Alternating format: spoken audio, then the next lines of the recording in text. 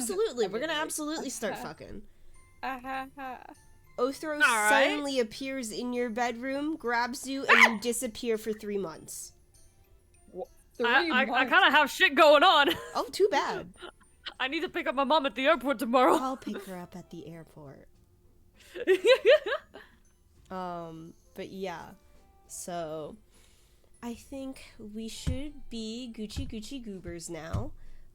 Let me play around with one more thing on my end. Let me exit out of Twitter because I got back into Twitter because people are not shutting up about you-know-who. I love her. She's so sweet and adorable, and I love her so much. I'm putting her in my bag and I'm stealing her. Is this one good? Let's test it out.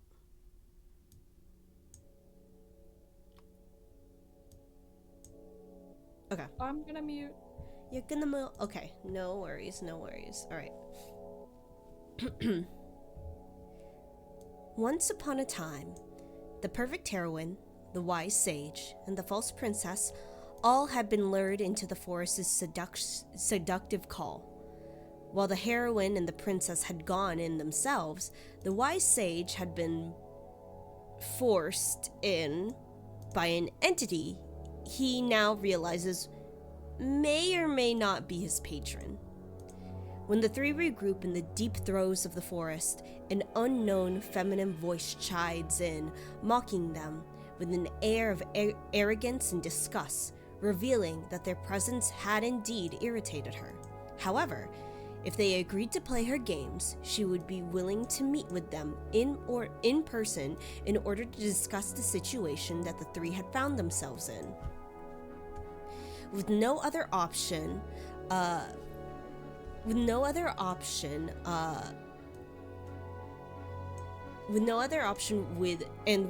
creature who had this much influence over the forest, the three agreed, and each were faced with 3 games all associated with parts of their previous lives.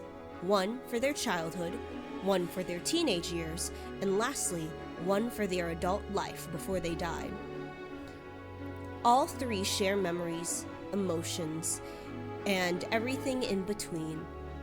All something they had all felt before they once died. However, the false princess in particular is realizing that she is remembering memories that may or may not be entirely hers. But if that were the case, then whose memories were they from? When all 3 games were accomplished, the party was led down a well and faced with a clearing that opened up to reveal something interesting for their past lives.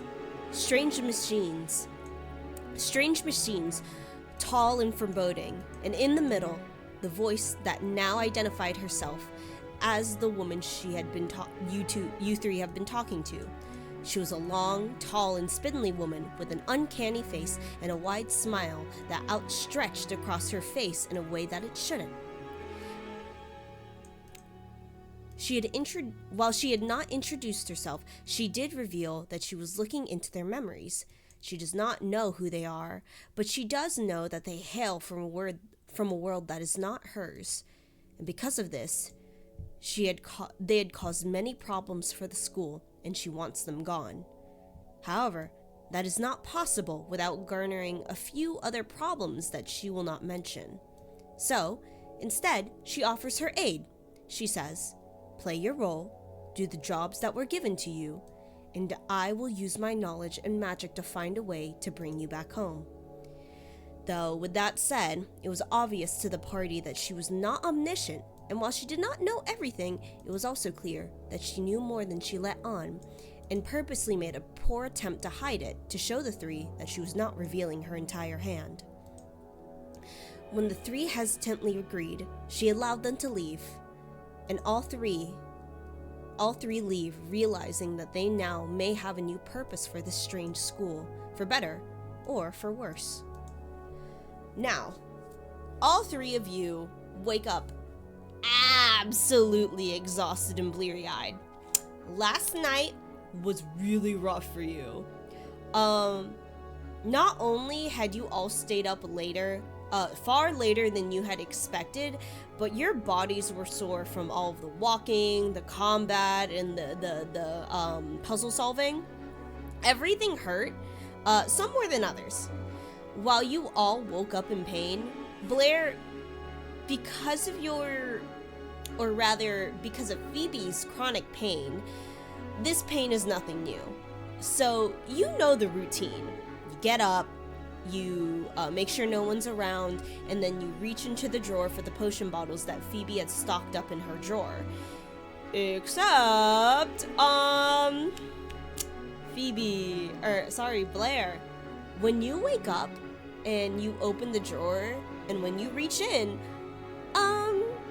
what the Sigma? You find nothing! There's no potion in there. In fact, there's no bottles, no nothing, not even a remnant that something was in there once. And looking around, you don't see anything. I'm gonna fucking crash out. You gonna crash out? Yeah. Do you want me to like share my reaction to that, or do you want me to wait until you're done with all the intros? No, go ahead. Alright. So you know, how much time do schools actually classes start? Just curious.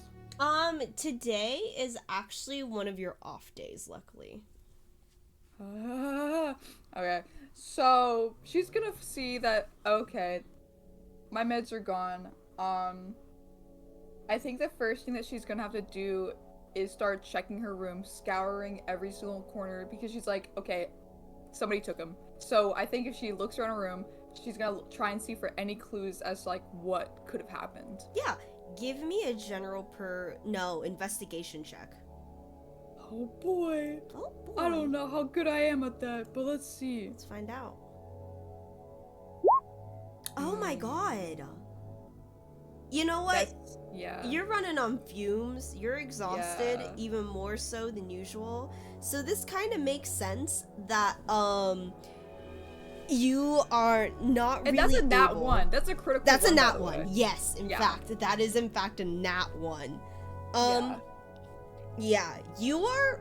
I won't lie. I would say that like you don't really search. You just kind of get the feeling that they're gone and you don't know what to do. Next thing I want to do is probably look for one of the maids, or like, you know, who's the lady that keeps on coming in to wake her up? Lucilia. I'm going straight to Lucilia to ask questions. Yeah, absolutely. Idalia and Darian, you guys also wake up very bleary-eyed, very exhausted, but you hear I guess Blair kind of stomping out with more, I wouldn't call it vigor, but you can tell something's wrong. She's like stomping out. You walk out the door, and it's not long. I think, I forgot, but I think you guys have like a bell that calls over Lucilia. So, sorry. So you take the bell and immediately like ringing it so fucking hard. And sooner or later, Lucilia comes in. Honestly, it's a little bit later than usual. So I'd say it's like 10 o'clock. You guys are usually out of bed by 7. So it's around 10 o'clock, and she is up and at 'em. She comes to you, and then you look real bad. Like, you look real bad, Blair. I need to point out the fact that she got attacked by a bear the last night. She hadn't gotten healed for that. Yeah. Are those wounds noticeable on her? Like, how much HP did you lose overall? Let me check. I think it's at least 10. I don't know if I put all of it in. Let me look. So it's a quarter of my health. Quarter of your health? No, a 1/3 of my health, sorry. 1/3? That's pretty good. I would say more so than anything, you just look really ragged. I would say the bear wounds are in spots that are not, like, too noticeable, and I would say you look like you've woken up from, like, you've woken up in a cold sweat and you do not look good, and you're hunched in a way that kind of supports your body from these wounds. But also one could mistake it for you being like deathly sick. I see. I looked at Lucilla, and I'm like, morning, Oh my goodness. Hey, did you see, my, like, the potions in my cabinet anywhere this morning? And she kind of pauses for a moment as she thinks. Were they golden? Yeah, like a one. Golden liquor? Yeah, that's the one. Yeah. I thought you took them. I didn't. No. Why would I take them? What? What? She seems like genuinely surprised by that. As she goes, well, last night when you all came back, before all three of you came back, I heard someone come in pretty late, while you all three were not in your rooms. I went in, and you were there, grabbing all of the potions from your drawer. I asked what you were doing, and you said, oh, I'm going to be out late. At first, I found it slightly suspicious, but sooner or later, you all did come back rather late. Oh, fuck. No, that's weird. Who's capable of doing, like, I guess, illusion magic to that? She kind of winces. Sadly, a lot of students here. Though, for a full disguise self, I would say not the upperclassmen, but maybe a moderate level spellcaster. Okay. Oh, yeah, that's okay. So somebody stole my medication. Oh dear. I'm so sorry. I truly thought it was you. No, I don't blame you. I would have believed it too. That's not good. I'm gonna try and figure this out. So yeah, just thank you for telling me that. Would you like me to bring a nurse over?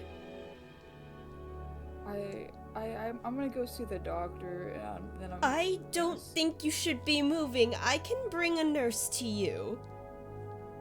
I mean, I gotta figure out who stole my medication.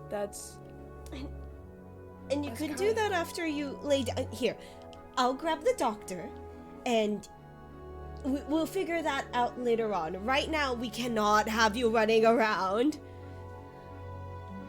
Alright, I'm gonna go lay down. And then she just is like, fuck, man, I'm out. And yeah, absolutely. I would say, Darian, Adalia, you two kind of like get out of your rooms. One, because you heard one of your roommates who you found to be Blair kind of stomping out for a moment, only to see her kind of like terribly drag herself back into her room. You all three, it's obvious, you all three are very sore from what happened last night. Phoebe looks worse than usual.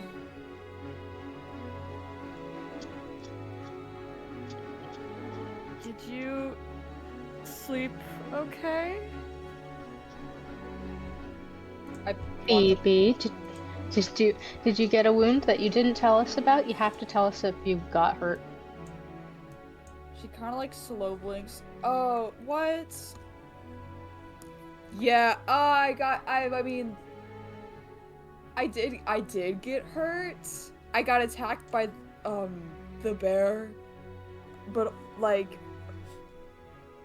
all of my meds are missing, bro. Oh.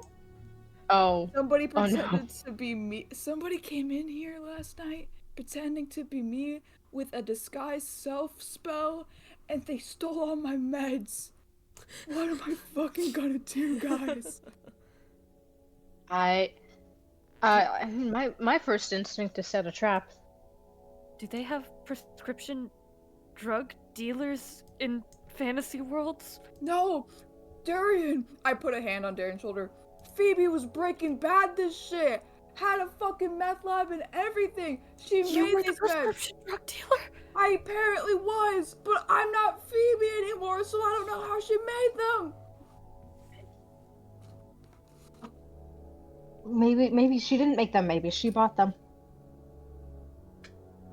Do you think it's something that your stupid fiance dude would know about, or is this... If it has to come down to that, I'll fucking talk to him. I'm not dealing with this shit. I already got him. And she pulls her nightgown down and it's like, I already got this to deal with and I'm not dealing with more. And it's like this fucking comically large bear bite on her shoulder blade. Oh damn. Okay, well we can look for Summer, but I have some bad news. Summer's been missing recently. I had to TA for our etiquette class that he's usually there for. What the fuck? Why am I just finding out about this? Alright. Okay. We got distracted by the forest. That's so yeah, and you real. were a little bit insane for a while making your corkboards. Look, man. We don't gotta talk about the corkboards. I didn't ever want to talk about the corkboards. You kept talking about the corkboards. I He was very vocal about the corkboards. I don't really want to stay here all day when this is happening. I want to try and talk to the people who have all the records about the students. I don't know what they're called now. There's some people that have records on every person that goes to school. By the way, I forgot to tell you guys this. They don't register the peasants here. They don't register the underclassmen, the poor people, until they graduate. The fuck? They don't, they're not legal registered students here until they graduate for some reason. So most of these people are undocumented. I don't know why, but I mean, they might have records of who can do spells like this that could disguise somebody to look like Phoebe. I don't know. We should set a trap though. I think that's a great idea. Let's Home Alone this shit. The entire dorm, or are you going to set out a pill bottle with a bear trap next to it? Here's my idea. I can turn into anyone, and your guy seems to strike when we're not in our dorm, so I'm just gonna be someone else for a little while and catch their ass when they go into the dorm. You could be Lucilia. I could do that. That's a good idea. Does sound like a pretty good idea. You know what I should do? I should tell people that I found my meds, and then I'll make a fake one, and then I'll put it in my room, and then you're gonna pretend to be Lucilia, and you're gonna catch this person, and we're we're an apothecary. Maybe we could. Okay, hold on now. We don't need to kill them. We're in apothecary. We can make something that looks similar. We could do that. That's so real. Yeah. Let's do that. How's everyone else though? It's been a crazy night. My body hurts. I'm very tired, but we should all see the doctor. Look, I'm sure this is just muscle ache. Dahlia's body is very weak. I'll be okay. I don't know if Darren will be okay though. Darren, will you be okay? I work food service. I'm used to having my body be tired and hurting all the time. Okay, so we are going to have to see a doctor then. As you all three say that, you hear a knock at the door, before you guys open it. It opens, and you see Lucilia, but in front of her, is stop. Sorry, my cat. in front of her, you see the older tiefling man who you recognize as the head doctor for the nurses' wing. And as always, he looks so annoyed, so like bothered to have to do his job. Oh, woe is him, you know? Like, oh, whatever shall he do? Let me also put him in the chat in the characters so we have him again. Bro just goes by the doctor, not because he's mysterious, because he does not bother to give you his actual name. That's awesome. Oh my god. So he comes in. He's also, I will say, he's also smoking like a pipe, dog. He's smoking a pipe. He don't give a shit. He's got a bowl. Yeah. But he comes in, looking tired, annoyed, and a little bit fed up with everything, despite it being fairly, I don't want to say early in the morning, but it's only 10 a.m. And this man who works an 8-hour shift is mad that he has only gotten 2 hours into his work shift. He looks you all up and down and goes, "Where the fuck did you go? Playing the fucking mud puddles?" I did an exercise. Phoebe got bitten by a bear. What? I fought the bear and She's won, not doing good. actually. I fought the bear and won. She Where did the win. Where the fuck did you fight a bear? In Bear the forest. territory. Bear territory. Baratory. She looks. I high-fived Darian. He looks at the three of you. Are you going through like psychosis? Probably. Yeah, I can That's fucking unrelated. tell. I can fucking tell. You two. And he points at you, Darian, and you, Adalia. Help her get her to her bed. And she points at Blair / Phoebe. She does not look like she should be standing up right now. Oh, Yeah, Phoebe, let's get you to bed. Damn. I need you to know, Darian takes like a full 30 seconds of like half reaching and drawing his hands back, and then half reaching and drawing his hands back, trying to figure out how the fuck he's supposed to help you.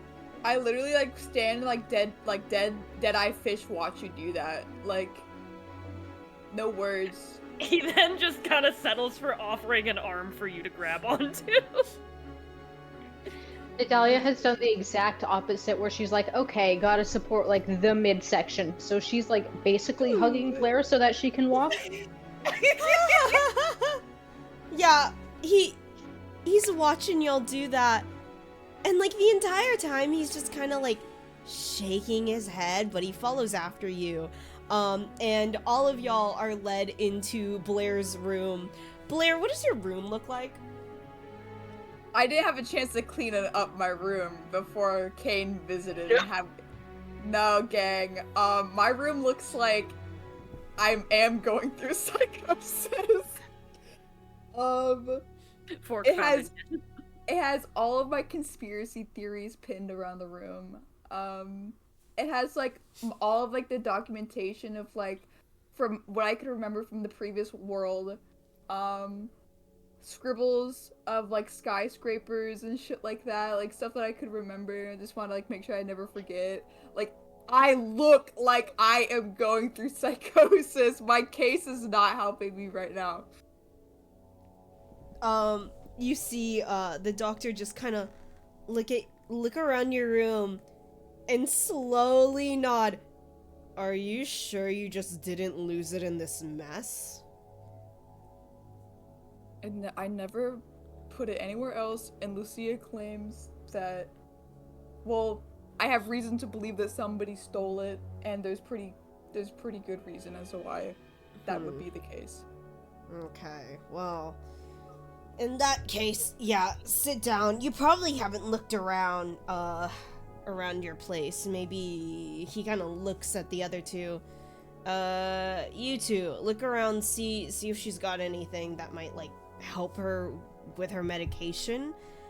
From what I'm aware, what you were making was extremely against the university's rules, if I'm correct? Yeah. I mean, just letting you know, that could be grounds for suspension. That's crazy. Well, good thing the evidence is not here. Yeah, and it's a good thing I don't give a shit. Okay. Well, lay down first. I'll heal up those wounds, and then I'll get fucking Tweedledee and Tweedledum over here. Hey. Yeah. I salute when he refers to us as Tweedledee and Tweedledum. He looks at you too. Looks at you hard, Darian. Would you like to correct me? Jestering is a noble profession that goes back hundreds of years. You know Do a what's little not, dance, Darian. It'll make her feel better. You know what's not a noble profession? Pissing me off, and yet here you are. So, just look around her room, like I said, while I heal her, and I'll get to you two next. Does he see the big bite mark in my shoulder? Oh yeah, he has to. Bear? He has to. Like he's examining your body, because it's very. You guys did just say, "Hey, I fought a bear." I won't lie. He's like, "What the? Whoa, okay. I thought you were being facetious about the fucking bear thing. You were not." I told you. I was pretty good at it, so yeah. You're good at it. All right. You still got the shit bitten out of you. And then I like look at him, I look at his pipe, I point at it, and it's like, hey, can I chief that off you? Yeah, sure. He gives you the pipe. He doesn't give a shit. Oh my god. Let's okay, have a you're huff. about this. Like, wait, what? Yeah, lets you have a puff. Can I have to roll, or can I just say that she takes the fattest drag off of that? You can take the fattest dragon, then give me a constitution with disadvantage. Okay. I like to say that, like, Blair, because she used to, like, I think she has smoked before, she just kind of, like, muscle memory was gonna take, like, a fat drag, thinking that she could handle it. You can But this roll is it. a different don't body. Hold it in. It doesn't. Don't hold it in! That's exactly what she's gonna do. Hold on. Wait, you said a saving throw, or just a check? Just a check, because we don't really use saving throws. 9. That would be a +4 as well, so that's a 13 at most. Oh shit. Okay. Yeah. my Not God, great hey. considering. I won't lie. You hack up a fucking storm, Blair. Like, you're like, yeah, give me that good kush. And you start, like, choking and shit. Like, your eyes are watering. I need this cat to stop it. Your eyes are, like, watering and shit. Your nose is runny, and you are, like, hacking. I'm coughing up a lung, but I'm giving, like, a thumbs up to be like, yeah. I'm Yeah. good. He's got some strong shit, too. Like, that hit the back of your throat real fast. I will say, like, Darian, Idalia, you watched the fucking doctor, the person who was supposed to help Blair get better, literally let her take a fucking drag off of his pipe, and immediately, like, started, like, almost dying, choking, suffocating. I'm gonna ask the doctor, like, are those, like, tobacco? What's in there? It's tobacco, yeah. Wow. You want to trust him? Heavy stuff. It's heavy. I'm tempted to say yes. He gives you the pipe. He don't care. I'm going to take a moderate, normal-sized drip after watching Phoebe. Have you ever has not Dahlia, has Lucia ever smoked before? I'm gonna say no. Okay, then still disadvantage because you don't know how to smoke properly. That's so funny. Burns your mouth. Nix. Oh my Whoa. god, that's even worse. Yeah. Despite, like, again, Phoebe having the fucking constitution of a wet leaf, Idalia, you start, like, hacking even more. You are choking so much. You are so for sure your lung was gonna come out. Yeah, I am like doubled over, one hand on my knee, one hand holding the pipe. Yeah, Not absolutely. going well. Before, like, he takes the pipe, just because, like, he doesn't want you to drop it, and does not care that you are losing a lung over this, and then he looks at you, Darian, and then holds it out and goes, "¿Quieres?" Darian, 3 for 3. 3 for 3, you can do this, you can do this! Sure. I would like to say, Cam has definitely smoked before. Okay. She worked food service. She worked food service. Like, that makes a lot of sense. Then just give me a I'm not general. gonna say that she always had her own smoke, but she's definitely She buffed knows. some, so. She knows how to take a proper huff. 14 plus So 4, it's a 18. 14. You take a puff, and you're like, my oh shit, this shit's not that bad. That's kind of smooth. Yeah, right? I had it specially What? made. I can't speak at this point because I'm coughing. I middle finger to Darian. How dare you be better at me than smoking? I know that technically it isn't feasible for you to be in your jester outfit, but I just really like the thought of you taking a fat fucking sig drag in your funny boy outfit. I need you to know, there is a non-zero chance that he is. Oh, even better. Yeah, Because he you just probably came home just and went came right to home bed. and passed out, so he's in like this dried mud and swamp Oh. water fucking jester outfit, Oh. looking like absolute hell. Bill has not managed to take this mask off since we got here. Oh my god. So he's looking pretty rough, and then he just takes like the most smooth hit off of this like of this fantasy leaf as he can. I took the edge off. It did take the edge off. I think I feel a little bit better.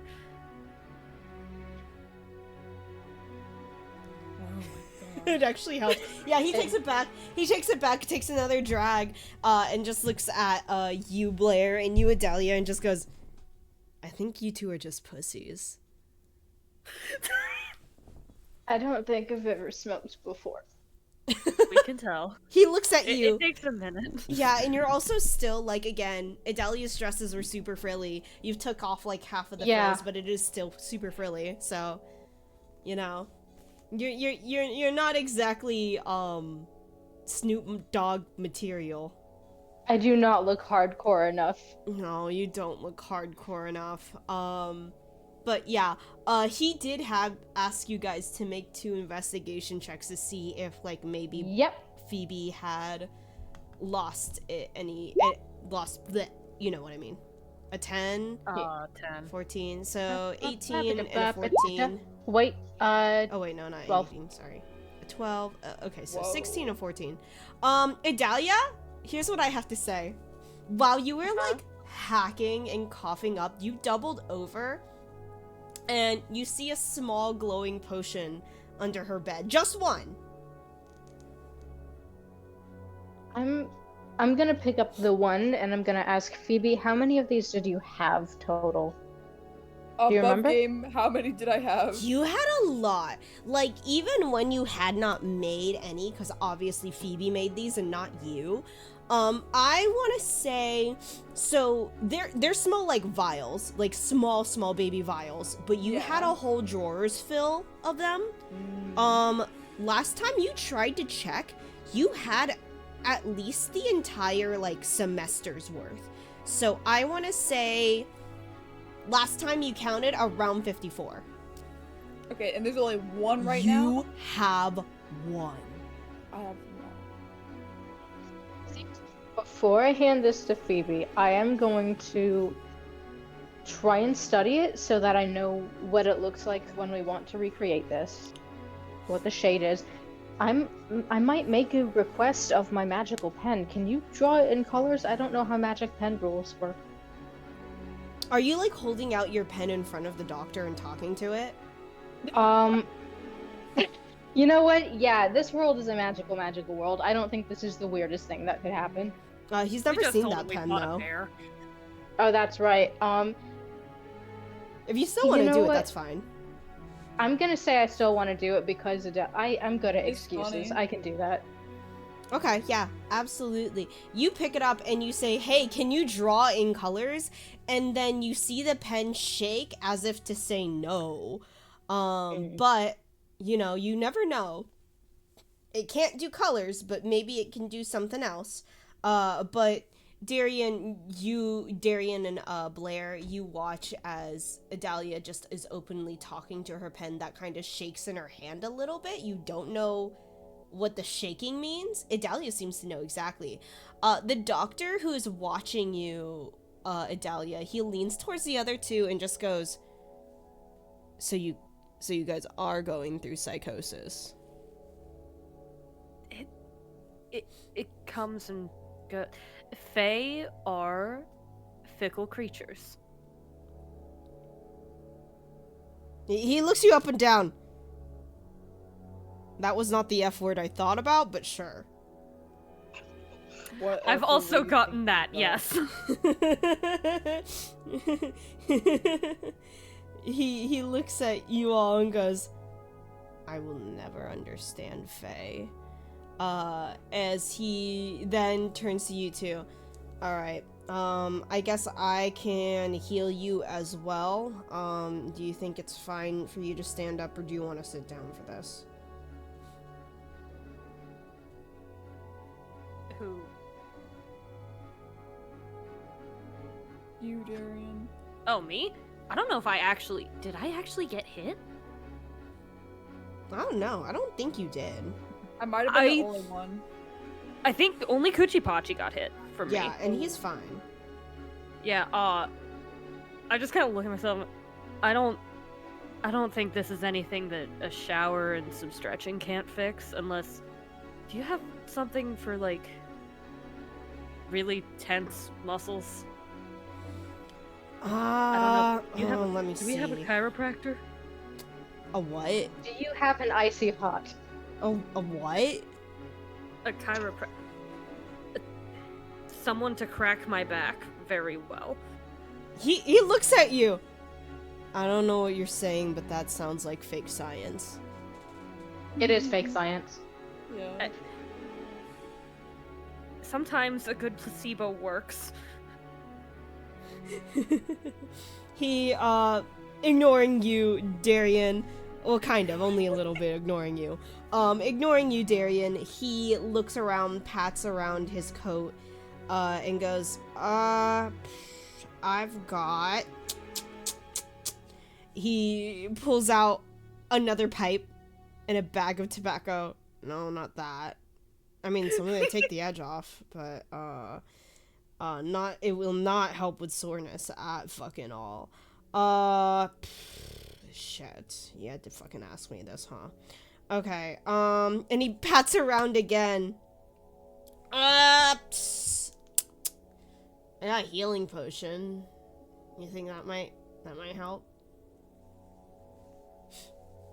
Sure. Okay.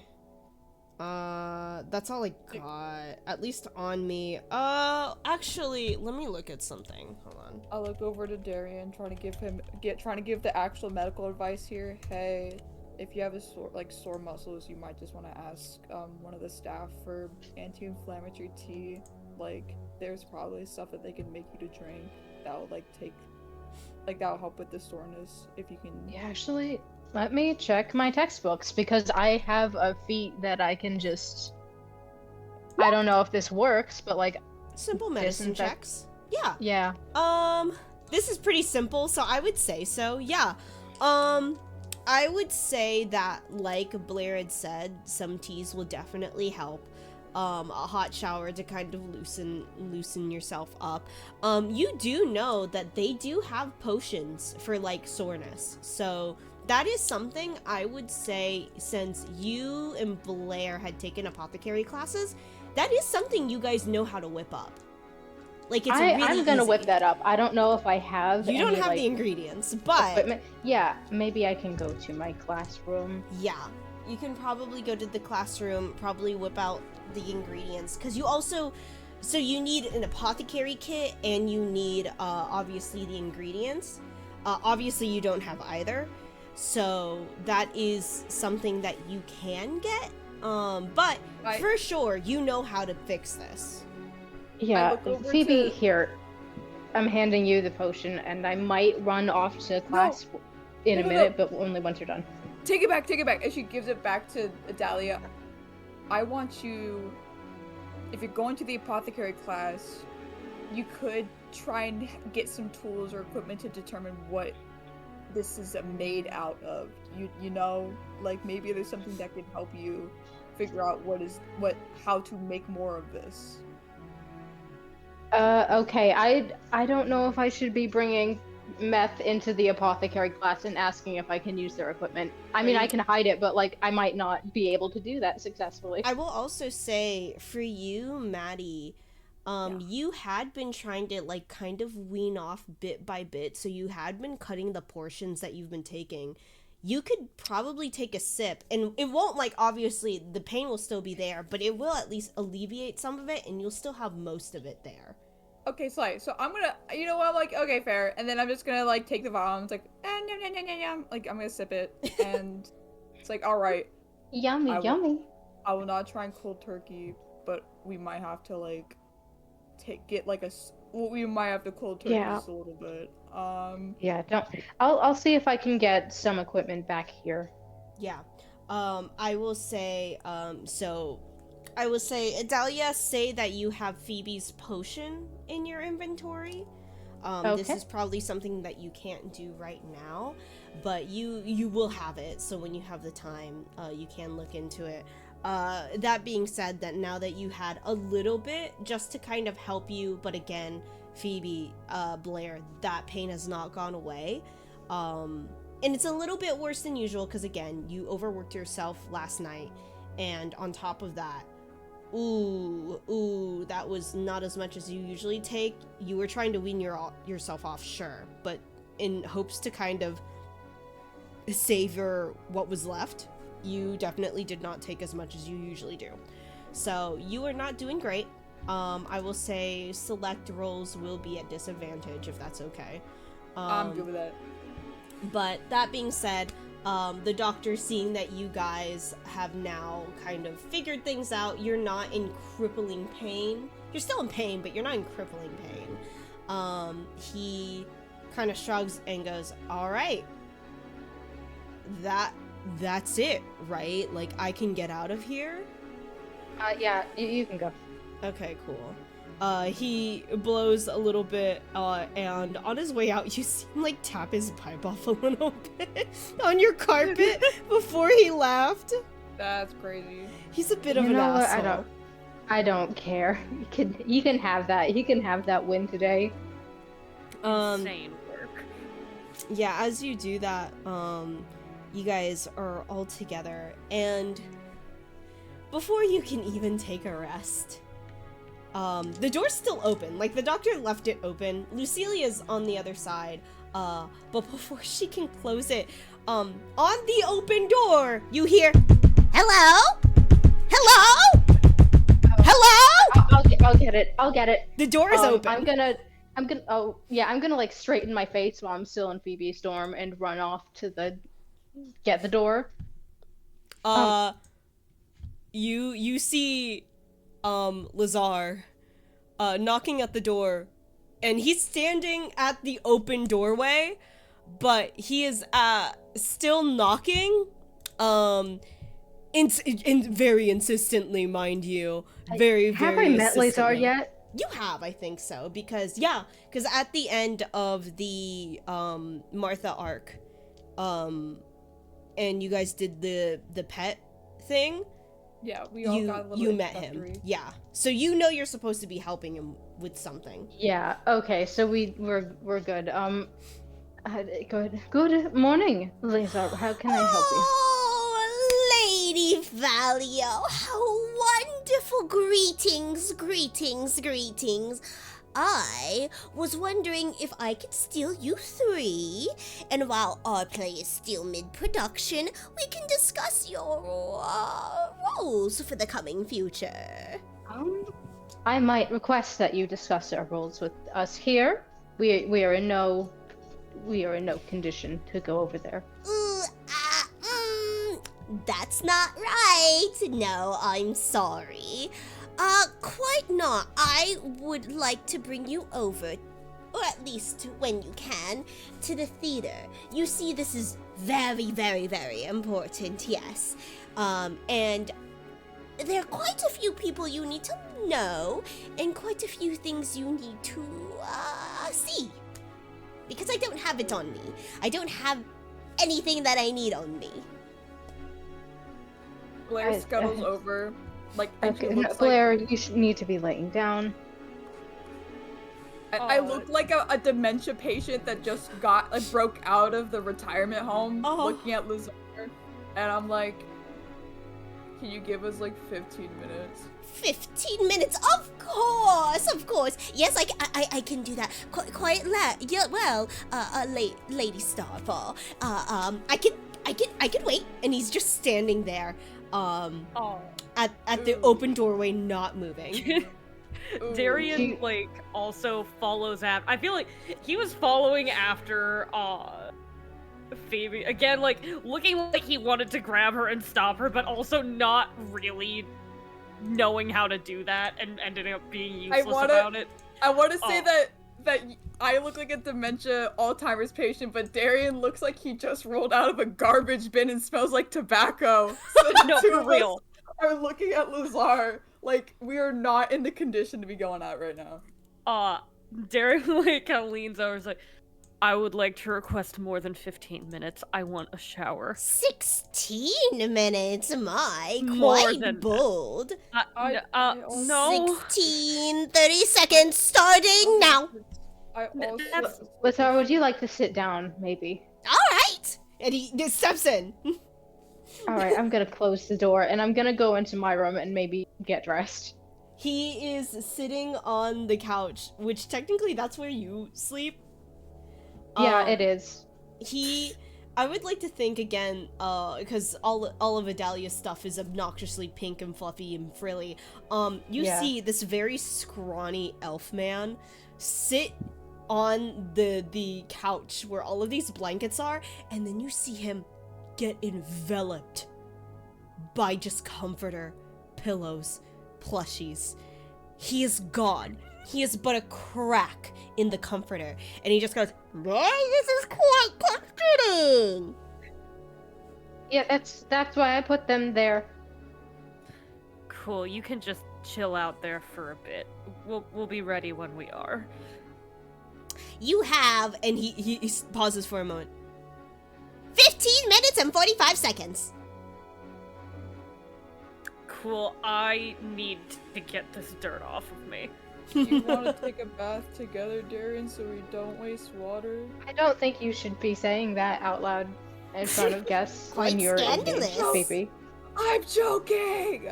And then I just, like, go get ready my room. Just, you know, Faye, humor. That's not gonna work. Jokes. one of these That's days. not how that works. And I go into my room to go shower. He, Adalia, even though you can't see him, you hear the comforter shuffle a little bit, and you can tell that's him, like, looking at you as Darian and Phoebe go off to change. And he says to you, Adalia, "I knew that was Fae humor. Do you want to know why? I'm quite smart. Do you want to know why? I do want to know why. Tell me. Because Darian is maidenless! What? You're correct. From my deductions, from my astute deductions, I can tell that Darian has no game." Whoa. I don't want to hear it Darian from crying this in the guy. shower right You're not completely wrong. He is absolutely maidenless. Superb! And he stops talking. Alright, I give him like a thumbs up, and you know what? I don't think my routine is that involved. I'm tired because no mana, no exercise, but like, I don't know if I need a hot shower or if I'm good to just get dressed. Because like, I lost no hit points at any point Yeah, in you that didn't do fight. shit. Yeah, I'm good. Roll me a The general... only thing exhausted is my mana. Yeah, roll me a general D100.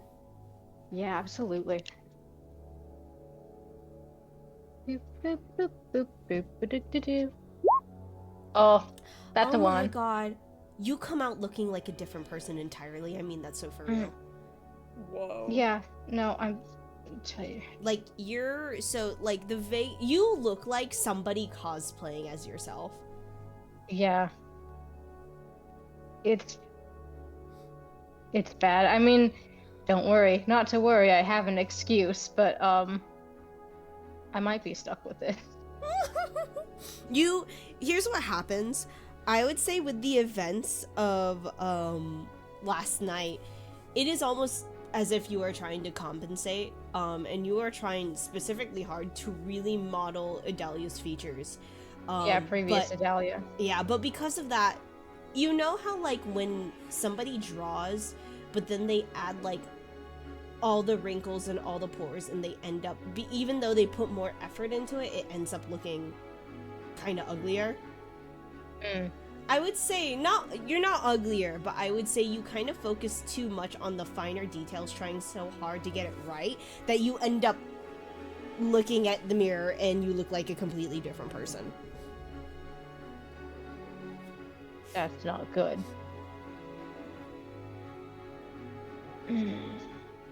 But yeah, Yeah. so you three get ready, at least to the best of your abilities.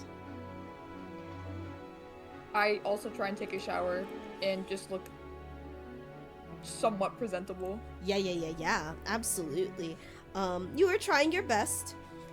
I won't lie, it's kind of harder for you, Blair. Do I have to roll for this? I wouldn't say you have to roll for it, it's just you getting ready. But you are a little bit slower than usual, I would say.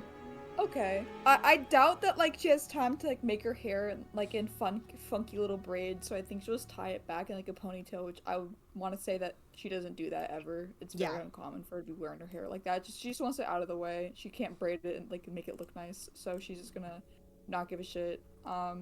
Doesn't wear like any fun makeup or any like doesn't try and look like excessively pretty. Just puts on her clothes, puts her hair up, and it's ready to go. Oh yeah, absolutely. Okay, yeah.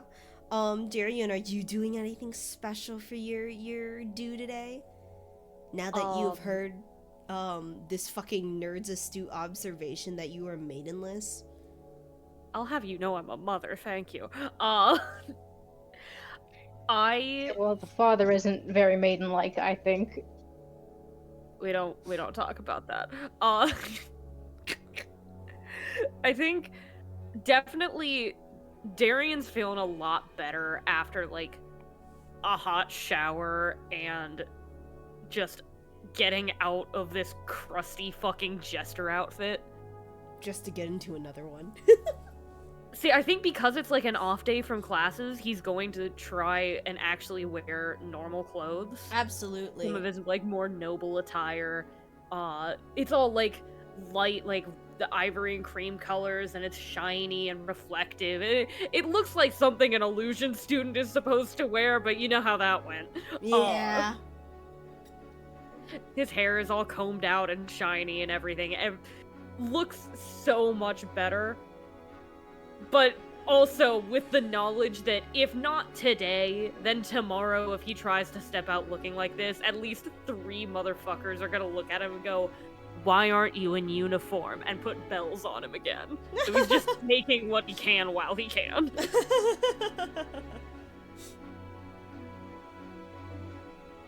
Alright.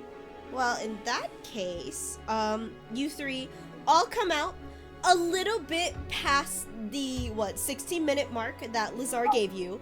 But he has not moved. And you can hear him, like, counting up in seconds now. He is still, a dream and a prayer in those blankets, though. Lazar, do you need help out of there? 556, 557, Oh! Yes, I do. I can't move at all. Let's get him out of the blanket. We could just leave him in there for a bit longer. We could just leave him in there. I don't want him in our dorm anymore. Come on. Darian, like, kind of reaches an arm in and rustles around in the comforter to try and, like, find his hand to, like, pull him out. Yeah, you put your hand in, and your hand disappears into all of the blankets, and then you go, ooh! Oh! Ooh! As you are feeling around, but you do, in fact, find, like, his arm or his shoulder, and you pull him out, with a good bit of, like, effort actually. And Lazar comes out, his hair a little bit more ruffled, I would say. I'm gonna once again just copy and paste his fucking profile picture because I adore it, and I think Tilly did an amazing job. He's funny. He's so dumb looking. He's so dumb looking. Here. Oh, pretty bow on ponytail. I want us to imagine that terrible Adalia, one out of 100 Adalia is just polygons. Oh yeah, absolutely. Your face is not the best, I would say. But regardless, he comes out, he sees all of you, and then he sees you, Adalia, goes, "Whoa! Did you always have a crooked nose? You have an No, odd I'm afraid you number of caught- pores. Yeah, you caught me in the middle of something, I'm afraid. Is this maiden self-care facial route that I keep hearing about?" It's something like that. He looks at he looks at you, Adalia, and then he looks at you, Blair.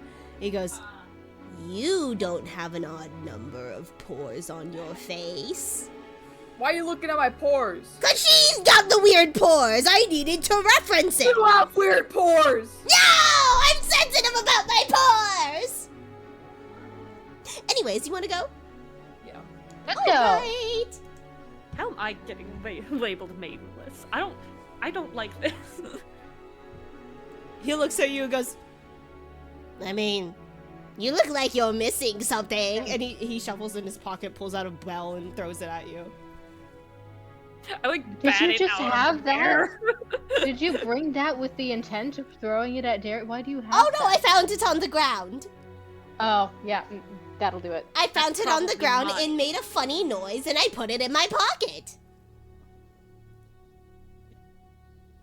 Don't throw things at me. I'll do it again. No, you won't. Think fast. And he throws like a paper ball at you. Can I do a quick dexterity check to Sure. smack it out of the air and then just kind of like really lightly smack him in the face? Yeah, go ahead. Give me a dexterity.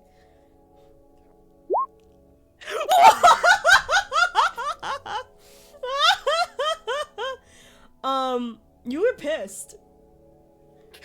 He called you maidenless. He said, Throwing shit at me. yeah, he's throwing shit at you, said you're missing bells, stuff like that.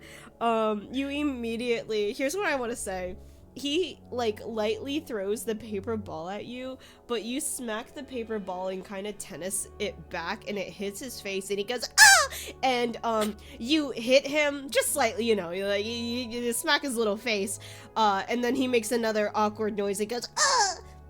Alright, I understand. I apologize for my transgressions. Thank you. Alright, let's go. But yeah.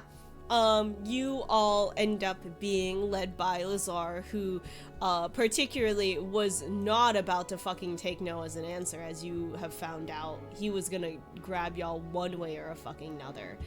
But he leads you down, and you guys end up at campus, and you take a different turn. Have you been in the theater before, Edge, for classes, or was that the ballroom that you guys usually have classes in? No, it's the outdoor theater. The outdoor theater, yeah. Okay, cool. Yeah, that's where my clown classes are. Gotcha. Okay, cool. I wasn't I've sure been if it there was a in the lot. theater itself. Regardless, so yeah. You guys, I am going to now bring you into the little, theater one. Hey, Yay! Theater map! Wow! Peter map, yay! Yay! Let me also put y'all's, tokens on there. Who made this map? Brooke did. It is still a little bit of a work in progress because I should have specified. It is completely my fault. I had her like, yeah, take your time on all of it until last week where I was like, actually, can I get that tomorrow? And she's like, I can do the works in progress. And I'm like, perfect. So, that is what we decided to go on. But she's still working on the last bits But sooner or later, you guys will be able to see it. Yeah. I believe you guys should see your tokens now. Yes. This is just for general. You guys aren't really gonna go anywhere, per chance. But There's yeah, a pretty green lady here. don't worry about it. That's not important right now. You're talking to these purple bozos. Okay. They're more important. Don't pay attention to pretty green lady. Pay attention to literally the purple dudes. Sorry, I am looking at pretty green lady. No! Stop looking at the pretty green lady! But yeah, you all enter into the lobby of the theater, and you are greeted with an ornately decorated space with a high ceiling that seems to stretch endlessly. Murals of roses, vegetation, and mythical creatures are painted on it with sparkling crystal chandeliers that sparkle with a bright arcane hue. The lights reflect off and onto the floor to create a beautiful miasma of colors and luster. You see a large outstretched carpet that lays on the fine wooden floors and guides you to 2 small staircases and a pair of doors. Through them, you are met with a marvel of architecture. Before you are rows upon rows of plush theater seats, all covered with a rich crimson. As you walk down the aisles, you feel the velvet of the chairs against you. It has a softness that you've never felt before. It runs through your fingers like a cloud, and its phantom warmth of the velvet still seem to linger on your fingertips even after you pull away. The same detailed and awe-inspiring murals are decorated all across the walls, with honestly a mystical beauty akin to the lusciousness of Renaissance paintings and the fine line and detail of Art Nouveau, with swirls of vines that circle into beautiful shapes that lead your eyes up to the boxes that rise up and protrude from the wall. You see the painted mural vines seem to wrap around the ends of the small rooms, almost as if they're being held up by them. Your eyes travel up as the painting continues to the tall, high-standing ceiling. You see the same crystal chandeliers hanging above with a dimmer light. It's harder to tell, but as you look closer, you can see that bits and parts of these crystals hang suspended on their own without any kind of wiring or support. Looking down, you are faced with a grand stage. As you come closer, you smell the faint scent of mahogany and cedar. It's gorgeous, and as you come face to face with Lazar and an older dwarf man, who you remember to be his professor for the theater course, you realize that this is probably going to be your new workplace for the next few weeks. And I will say, again, you guys have met the theater professor before. He is a gruff-looking man. Obviously, let me make your tokens bigger too. Obviously, you have met Lazar. He, in fact, dragged you here, against your will. But it was fine and it was funny. So he, you all have, I think, like, kind of been in the theater before, but this is the first time you really get to see really paid attention to the details of the theater. There are people running here and there. It seems like they're still getting ready for the show and whatnot, the show that they have been like rehearsing for and practicing for, something that you guys are now kind of becoming part of. And Lazar looks you all over, and you see, even though he led you here, he almost acts as if you guys here came on your own, as he ignores you 3 for the moment, and then like whispers something into his professor's ear, and the professor, who doesn't seem to fucking care, just kind of looks you 3 over and lets Lazar do most of the talking, as he goes, "All right, so so, do you guys know theater? Do you guys enjoy theater? Do you partake in theater? Yeah. I like tech theater. I used to be in theater. What? He seemed rather surprised by that. I used to be in theater. In the university? Not here, other places. Your Fae parents let you do community theater? Not community. It was... Fascinating. I didn't know they were that rather bold like that. Very progressive of It was them. at a previous school. I was in a play once. You wouldn't know it. It was from a You previous wouldn't school. know. It was at a different school. Don't worry about it. It was at a different school. He just seems very smiles. And he looks at you, Adalia, and as he goes, Anything you know about theater? I've been to a play once. Fine. It was very good. Very good. Yes. So, that being said, we have 3 roles that we need to have immediately replaced. And while we do have a few understudies who would be willing, I had personally requested you 3 to have these roles replaced with. Why? Yeah, Don't why? get me wrong. I'm looking forward to it. I Oh, want you're to. quite popular. The PR would be amazing. I knew it. You Is see. it? My good lad, sir,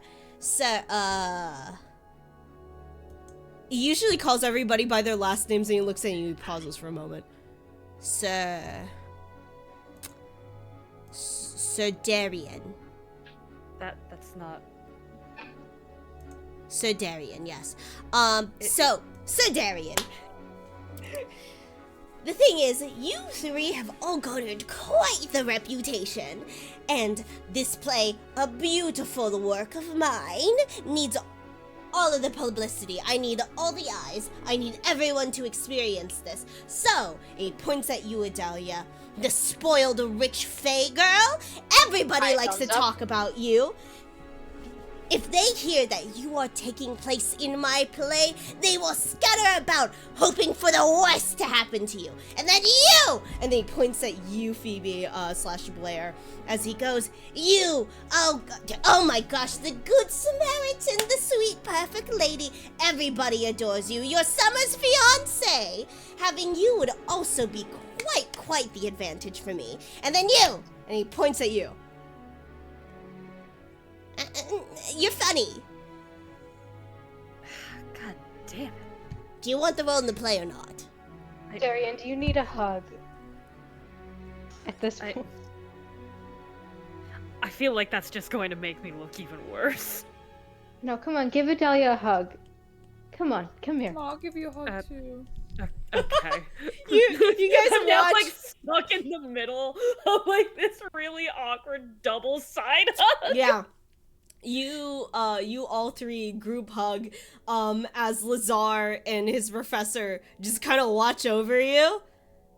And Lazar nodding, just goes, Yes, you already have the camaraderie. See?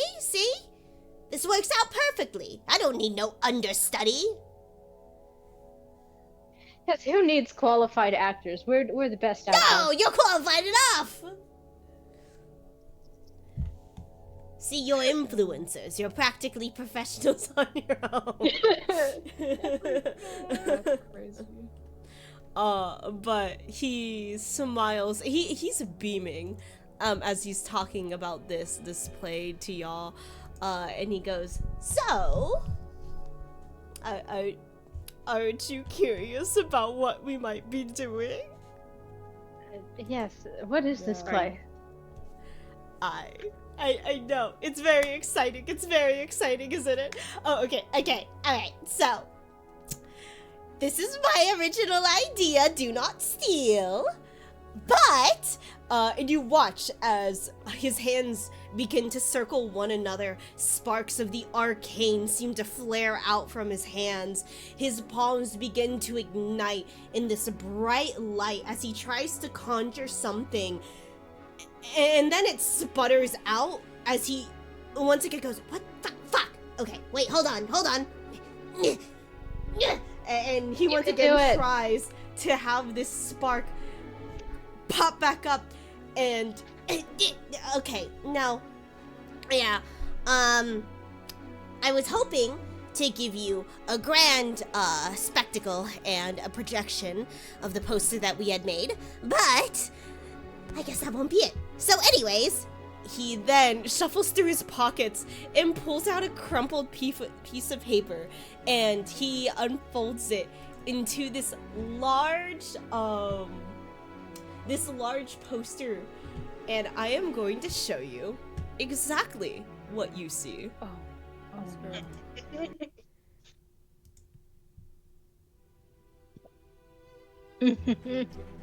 Oh, Is this the gonna be on music Discord change. or I'm on nervous. Roll20? You guys watch the familiar graphics, the pose, the letters, the red scrunchie. You know what this is. Oh, You no. know exactly what this is. As immediately he holds out the poster of his new musical, Heathens.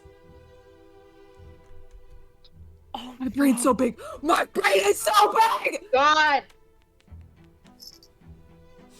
did you just say heathens? Yes, Heathens, quite be a fascinating name. Yes, so I am thinking this is something of a school setting, just like ours, and yet there are 3 queens who rule the entire university with an iron fist. You have Heather Chandler, a mythic bitch, Heather Duke. She's not anything particular, but her mom did in fact pay for implants.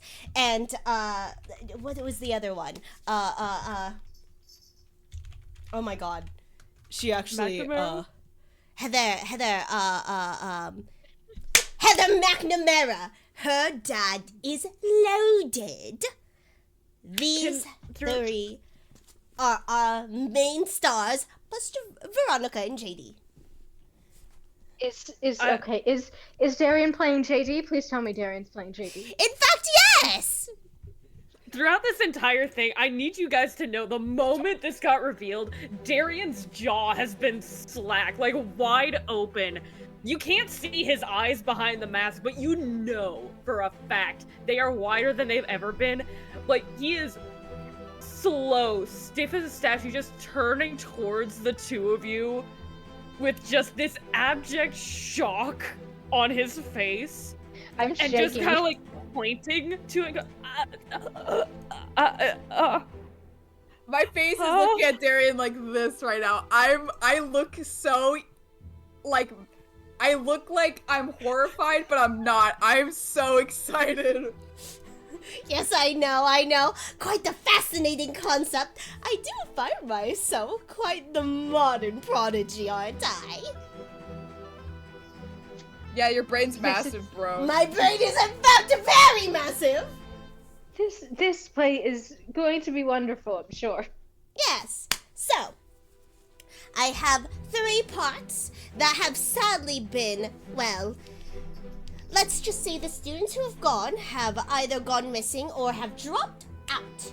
Luckily, well, we had 4, but one of them had been filled. And then... Wait. I'll keep my thoughts to myself. No, keep going, bro. Keep going. You got this, little guy. alright. Well, this was the poster for our understudy, but obviously I will have this changed to whoever gets played. I have... Oh, what am I thinking? Oh, yes, I can see it now. You! And he points at you, Adelia. I want you to be Heather Chandler. I know exactly what kind of role you'll be playing. Oh, that sounds fun. And then you! And he points at you, Blair. You are going to be the leading lady. Everyone loves a good, sweet girl, so you're going to be Veronica. How's that? Yeah! That that was in character. Let's go. And then you! As he points at you, Darian, You are going to be our main man, the main antagonist, the fool who brings it all down. JD.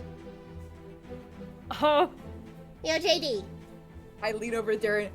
You're about to bomb this place. You're about to fucking. You're about to fucking tear we're this. gonna- are we gonna have to pretend to bang on stage? I really hope so. That's fine. What?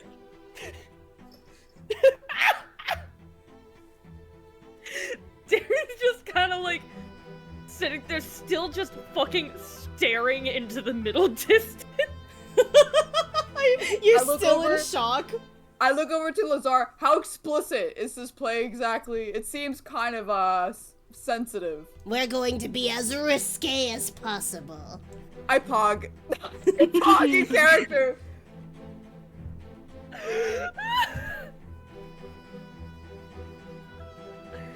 Oh my god. I think you understand what's going on in my twisted mind. I like where You're you're so going dark with and this. twisted. Wolf emoji. Wolf I'm emoji. so pain emoji. dark and twisted, no one understands me. You are the Sigma. Like that's you, dude. Don't give him new words for this, baby. Don't teach people Sigma. Sigma. I'm Sigma. Interesting. Oh, Hmm. And he nods, and you can see the theater professor. Oh fucking god! We can't undo this.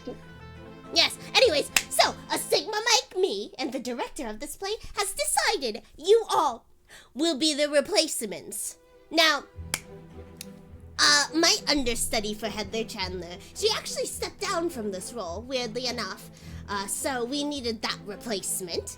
But, regardless, now that all of our little spots have been filled, I think you should take some time to introduce yourself to the cast, the rest of everybody else.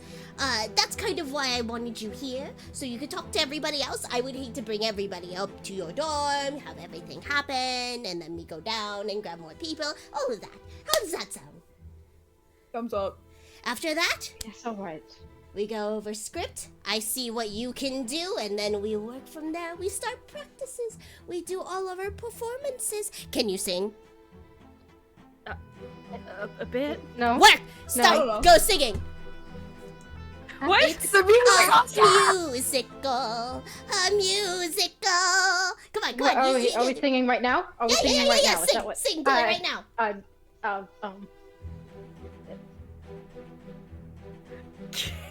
Can I look at you too. you can see for a brief moment Cam's programming kicks in and you can see her about to do the stupid little fucking birthday clap You song broke again and then just stops and go, I can't risk this. You don't think it'll summon him, do you? I'm not going to say it won't, and I can't run that risk. I would like to start singing "Creep" by Radiohead. I will join in on Creep by Radio. I will join in on Creep by Radiohead. You all three begin to synchronize singing "Creep" by Radiohead. All of you, give me a performance check. Oh please, for the love Absolutely. of God, Fresh, can you give me advantage? Please, I don't want disadvantage on this one. Please, for the love of I'll God. let you have normal, not advantage, just normal. I will have. I am so manic. Can I get advantage for picking the song and also being the perform person? Please, heaven above. Please. Never please. mind, I got a 23 Okay, anyway. I look at Okay. 23. Dear Lord! All three of you fucking went out of the park insane! Yeah. You guys, out of nowhere, you're in sync. It's like you're singing like a heavenly choir. You see Lazar. You see his large, big, dumb fucking glasses. And then you see a tear roll down his face slowly as he nods, knowing he had made the right decision. And he says, Yes, this is perfect. This is perfect. I need a moment. Ah. I sometimes You shock take myself the with my own genius. That's perfect. Oh, what a beautiful melody. Did you all come up with that on the spot? It's a Darien It original. came to us in a dream. A Darien original? He looks at you, Darien. I mayhaps misjudged your talent. You have something special. You are, It's in our fact, band, guys. a creep. You are, in fact, a weirdo. Let's not go that far. What the hell are you we doing doing here? here? You don't belong here. Actually, you do. You're on the stage now. You do belong here. Oh, I'm so happy. Oh. Now, you kids should run off. Go meet the other cast members. I need to get things prepared. As he tried to fan himself from crying. I am going to ask the director actually if he is always like this or if he's just more excited than usual because of the play. Oh, Like, the is this what professor? we're dealing with? Yeah. You see the professor as he's massaging the bridge of his nose as he goes, No, he's always like this, yes. He's Oh, we're dealing with this A forever. lot? Okay. But he in fact can handle it. He looks at Lazar, who's still crying, and looks back at you and goes, he's just enthusiastic. Okay. Yes. I'll be prepared for that then. Yeah, I will as well. I will be in my office. You all can grab me if you need me. Feel free to, feel free to explore the stage. If you need anything, let me know, and, welcome to the team. I would prefer you have auditioned, but hey, here we are. I also would have preferred we auditioned, but here we are. Yeah, he just nods solemnly and walks downstairs. But yeah. Now that Lazar is crying his goddamn fucking heart out, what would you guys like to do? You now have free reign. There is a downstairs area, but there is the whole top area that you guys can explore if you would like to. I'm leaving the decision is up to you, wherever you would like to go. I am going to get started meeting the cast. He didn't say who was in the cast, so now I'm just walking around looking for people. Oh yeah. I'm assuming you guys are following. Yeah, I Yeah. want to split the party. Yeah, absolutely. That way I don't have to individually introduce everybody. Yeah. Yeah. We forgot to do that. So you guys can start exploring rooms, going wherever you want. I think you guys can move your tokens. Ooh. Move around. Hehe. I'm in a chair now. Darien turns around for a moment and just kind of squats down, face in hands, for a long second, Uh-huh. Mm-hmm. and then pops back up and turns back to the others and goes, you know what? If this is how things are going to go better, I have always wanted to get a main role. I'm keeping this, goddammit. We're gonna kill it. Take your wins while we're here. I can't wait to die. I can't wait to drink. Do they have bleach here? Are they gonna... What do we think it's going to be? It's probably going to be a potion. It's probably going to be a potion. Freeze your brain. It's an actual freezing spell. I cannot wait to have explicit sex with you on stage as JD and Veronica. Yeah, we're gonna have to figure out something for that. You're going to deal with any fallback from your fiance, right? I Yeah, do I was not just care about what to Summer ask. does. I do not give a shit. Okay, if he does... Worst think- case scenario, he tries to charge the stage. It'll be fine. I'm funny. You know, if your fiance wants to make a scandal by attacking a clown mid-play, then I feel like I'm hoping it reflects more on him. That's It grounds won't. for You know it won't. That's never ground for does. severing our ties, methinks. So like, works out in the end. Are you using me for your divorce? No. Look, you already had grounds for severing your ties. I don't know if this is bigger grounds, but we'll make it work. Let's just have some fun with this. You know, the forest is on our side now. We don't have to worry about trying to kill people. We have to just, you know, do little tasks, do little missions while also playing in Do a this little play. dance. Do a little dance on stage. It'll be fine. It'll be Do a little fine. dance, make a little love, get down Get tonight. down tonight. I may have to worry about my own strange engagement divorce. I don't. Yeah. You already took care of yours. Well, kind of. More than we have. More than you have. Let's go look for Oh. people.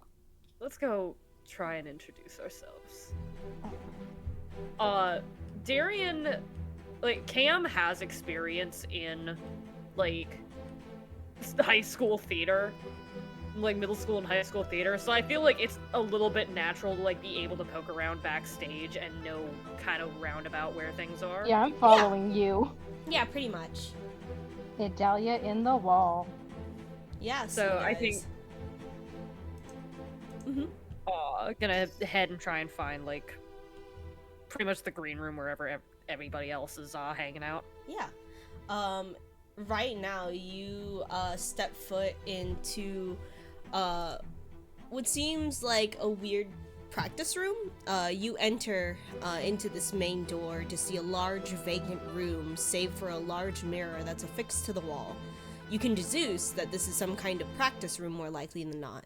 However, you do see two women, one green, a green-skinned woman with pointy elf ears, with flowers blooming from her head, and for you, Blair, a familiar pug woman who it's how can I see? So this pug woman who you remember as Minnie Benny, she's very, very comfortable with this green woman. This green woman, not too much. But you three enter in, and whatever conversation that they were having, stop for a moment as the green woman goes, "Oh, so good morning? Hello. Is there anything I can do for you?" Good morning. We were just informed that we're part of the play. Oh, and she, like, kind of seems delighted by that, as she claps her hands together. Oh, you're going to be the new other studies, the replacements, yes? Yeah. Yep. Oh, wonderful. She kind of claps her hands. Which one of you is going to play, Heather Chandler? I raise my hand. Oh, hello! And she steps up to you and happily, like, shakes your hand as she goes, "My name is Jaren. And I'll put that in chat. My name is Jaren. I'm an Eldarin elf. It's very nice to meet you. I was going to play, let me send a better version of that. I was going to play Heather Chandler, but I decided against it. Being in the spotlight makes me nervous sometimes." Okay, I was going to ask why, because it seems like so many people have stepped out. Well, there's that as well. A lot of people say that the three roles are cursed. Because the three, well, rather four, sorry. They said that the four roles are cursed because the actors had mysteriously disappeared around the same time.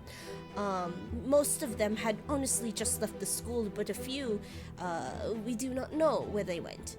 So, Four roles. Who's the fourth?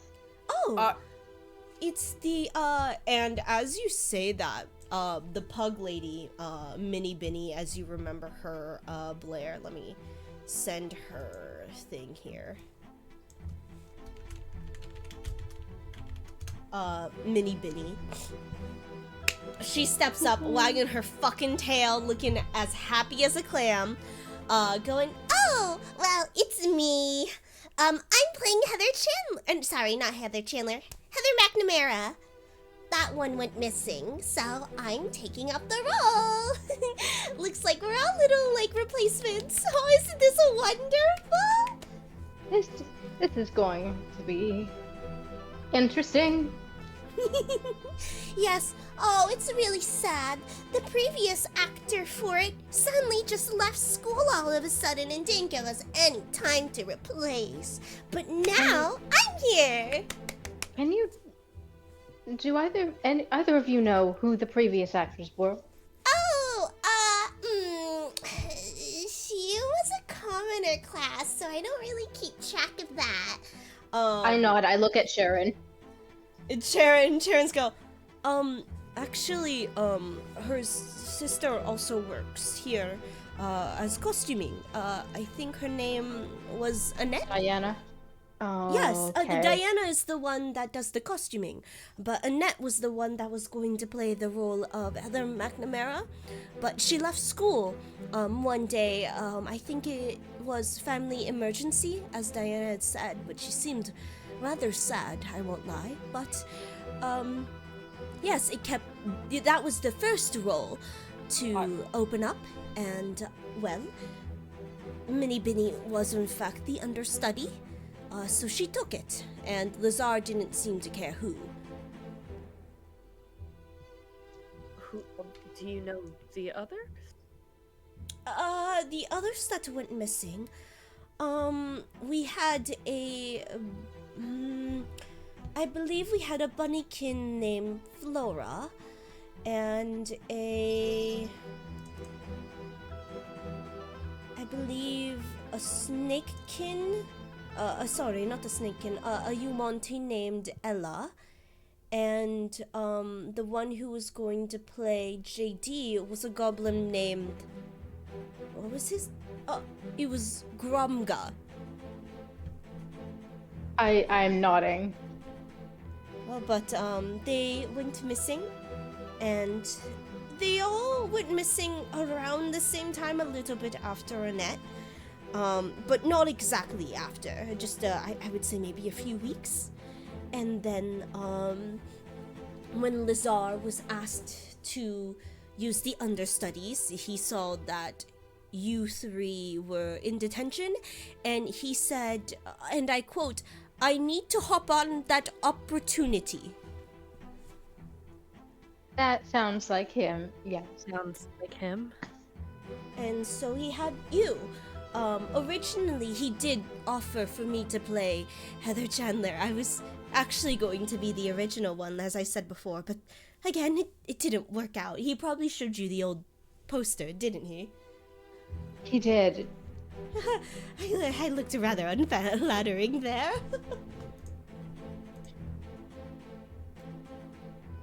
Yeah. Well, here's hoping we can live up to all of you. I'm sure you'll be fine. And Lady Valio, if you ever need anything, feel free to let me know. I know the Heather Chandler character pretty well. I have a feeling I was picked for this role for a reason. Yes, but I mean, the role doesn't mean the character. It doesn't mean the actor, of course. Good point. I I will I'll say, keep it. you'll. It's odd. I have seen you around campus, but your face looks. Forgive me, but softer? Yeah, it's an illusion spell gone wrong. I wanted to try to get ahead of Gilum, and it went badly. My apologies. I didn't mean to pry. Oh, no, not at all. It's a silly mistake. Well, if there's anything you need from us, feel free to let me know. I'm sure we'll see each other during rehearsal. I'm tech right now, but if you need anything, just let us know. I nod. She smiles as she goes, well, I will be going downstairs. Since that is all, feel free to look around at anything else. As she offers to go downstairs, Minnie Binny's like, oh, I'll go too! And she goes, no, I'm just, it would be just a me thing. As Minnie, why don't you talk to us about the roles? You've been here for longer than we have. Oh, of course, of course. What would you like to know? Do you want to know about my character? Do you want to know about your character? Do you want to know about Lady Phoebe's character? Do you want to know about Darian? Do we know each other? No. By the way, I'm waving off a chair and like go while she's still talking to Yeah, us. she's left. I would just like to know, like, this area, if you could show us around. Oh, I would love to. Oh my goodness. So this is the little practice room. We sometimes have different kinds of dress rehearsals and script readings here. It all just depends. But if you go over here to our left, and there's a door that she kind of leads you all into. Nice. And you guys all see, let me pull that one up. Where's my description for this one? This is obviously with all of the chairs and whatnot, you can kind of tell that this is a meeting room. And it is a bit of a mess. There are scattered scripts and pieces of work, a few costumes, a few wigs. You don't know if these wigs and costumes have been rejected or accepted, but they're kind of strewn all about. There's also a chalkboard that seems to be hanging on the wall, and that one is obviously very, very used. And she just kind of gestures and goes, so there's that, and on the side it's one of our tech rooms, but you don't need to worry about that. Not many people use it, but it's totally, it's good. And if you, and she comes around here, that's storage. I don't like going in there. It smells bad. I can see why. Does anyone want to dare open the door? No. Darian, I think like, it'll opens it. be too Sigma. I want to open the door. I want to open the door. Darian opens it like a crack. Yeah. Oh my. As you crack into the room, your nose is hit with the smell of a lot of things. You can't put your finger on it. There's the scent of mothballs and lint and wood, a little bit of mildew, and a lot of sweat. Ooh. Crammed in here is a bunch of items that you don't know are valuable enough, or valuable or not. There are crystals of all kinds. There's parchment that have designs sketched out for the cast of the costumes, to props, to the crystal chandelier, like the shards of the crystal chandelier themselves. And crammed in between the shelving, one of the shelves has like some of like, you know, the platform, the wood, you know, shelf part removed. And you see Lazar crammed in one of them. As he is jotting something, he looks up, he hears the door crack, and he like scampers out from the bookshelf like he fucking came out of it. He goes, have you already finished your little tour? What? No. Do you need anything? Do you need? I can help. I can help. What do you need? What do you need? Do you need No, someone this is still to part of personally the take you tour. I would like around? to And he's like close the door. scrambling for the door. I go, no, we're in the tour, and I just close the door again. You hear a. Okay, I'll be here if you need me. I can see why it stinks. Minnie Bitty just gives such a forced smile. Yeah, that's what he calls his office. It's the storage room. Does he clean in there often? No.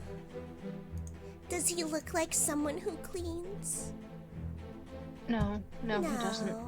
No, he doesn't. Anyways, downstairs we go. Isn't that where they just... Should we bother? I don't think we should bother them downstairs. Oh, there's all kinds of things. There's more people I want- downstairs. Don't you want to meet everybody I wanna else? see downstairs. Let's go downstairs.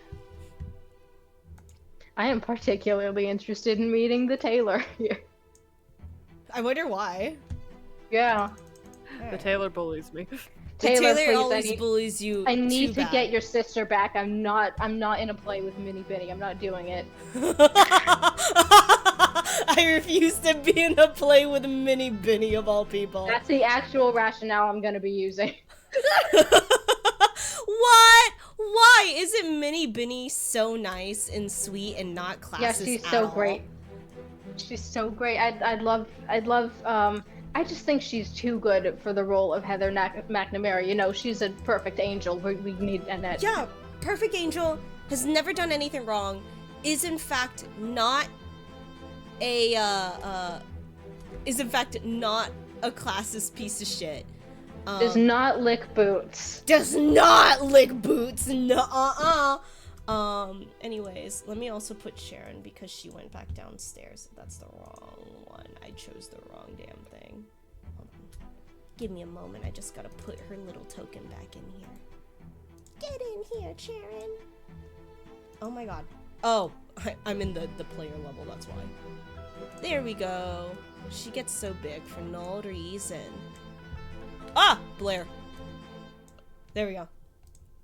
Was there anybody else who went down here? Yeah. Okay, we're all good. Yeah. So you guys come down to this lower area, and, it's also a bit of a mess. So going downstairs, you find this cluttered mess of a room. Here, there are all kinds of props from this show, or whatever show happened before. There are instruments of all kinds. Some are recognizable to you. Others you have never seen before in your entire life. However, through all of this clutter, you find that it has been pushed out to make room for this large platform right here. Right here in the center. And you kind of familiarize yourself as there was a similar platform on the upper floor, literally right where you guys are on the stage. And while it's not illustrated here, both of those platforms have a rose insignia that you've seen throughout most of the school. But you are watching as there seems to be a human girl. I believe, once again, Blair, you recognize her, everybody else you do not. And she seems to be hanging out with Sharon, who had gone downstairs, has yet to notice you. She is definitely more so a commoner to you all who don't remember her.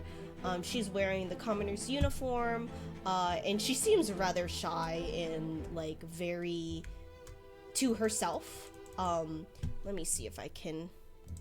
I will not say her name yet because you'll find out. But you all watch as she's kind of like on her hands and knees trying to scrub at the platform.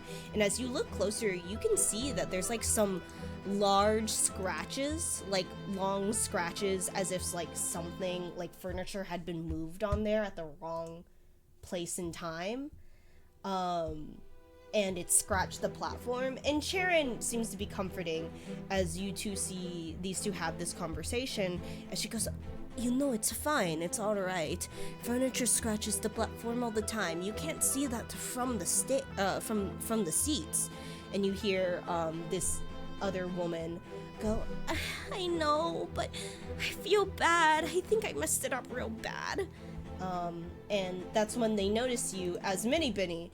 So unceremoniously just comes popping in, life of the party, just going, "Oh, Rain's here. Awesome." Hi, Rain. Hi, so your name is Rain then? Yeah, her name's Rain. She's, kind of more of tech side. She does a little bit of everything else.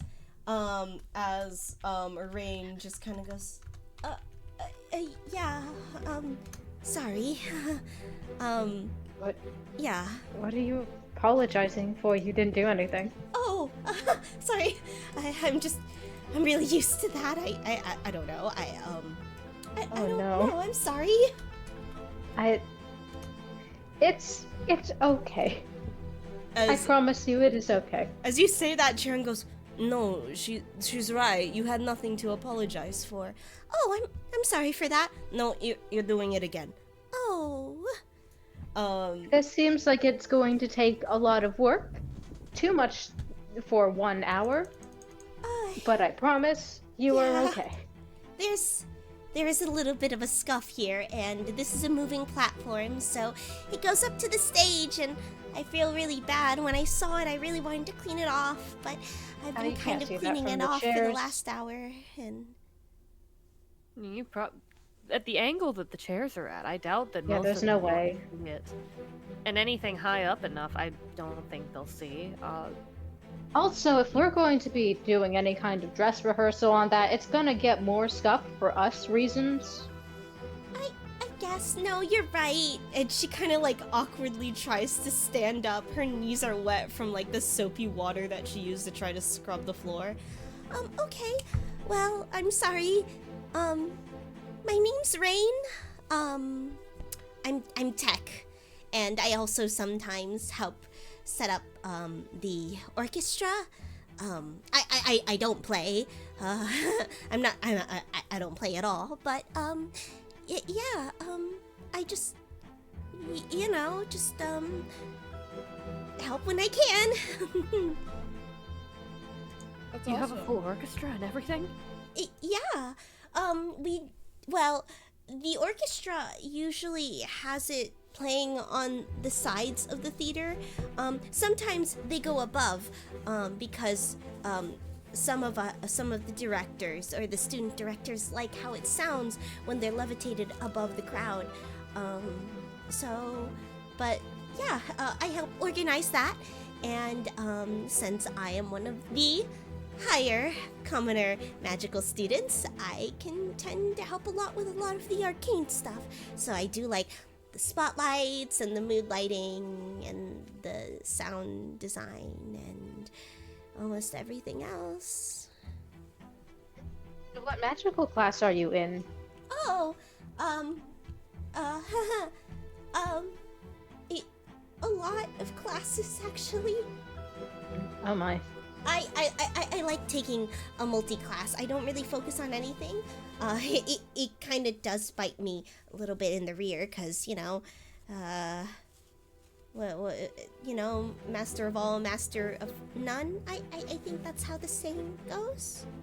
I'm not gonna correct her because she's going to apologize, so I just kind of nod. Oh, you read her immediately. You read her immediately. Have you ever done illusionary? Yes, I quite enjoy illusionary magic. I'm in a few of the advanced classes. You were supposed to apply for the advanced classes, right? He did apply. I set him on fire. I got Oh. set on fire. Oh, I'm sorry. You didn't set him on fire. I did that. Oh, Trust me, she's very proud of it and refuses to let anyone else take credit.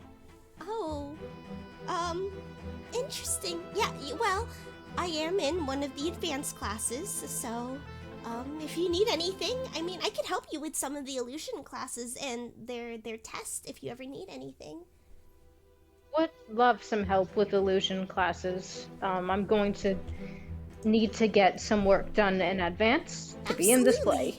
Absolutely. If you need anything else, like, let me know. I enjoy all kinds of magic.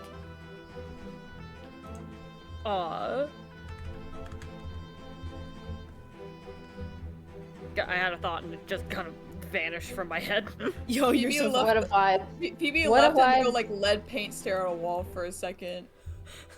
Mini Bitty's running behind you trying to chat your ear off. Yeah, that's so cool. Well, that's wild. It's Oh, that's crazy. wild. Wow, And then, that's so cool. I I don't want scum like you around because the blood in your body is worth less than my left foot.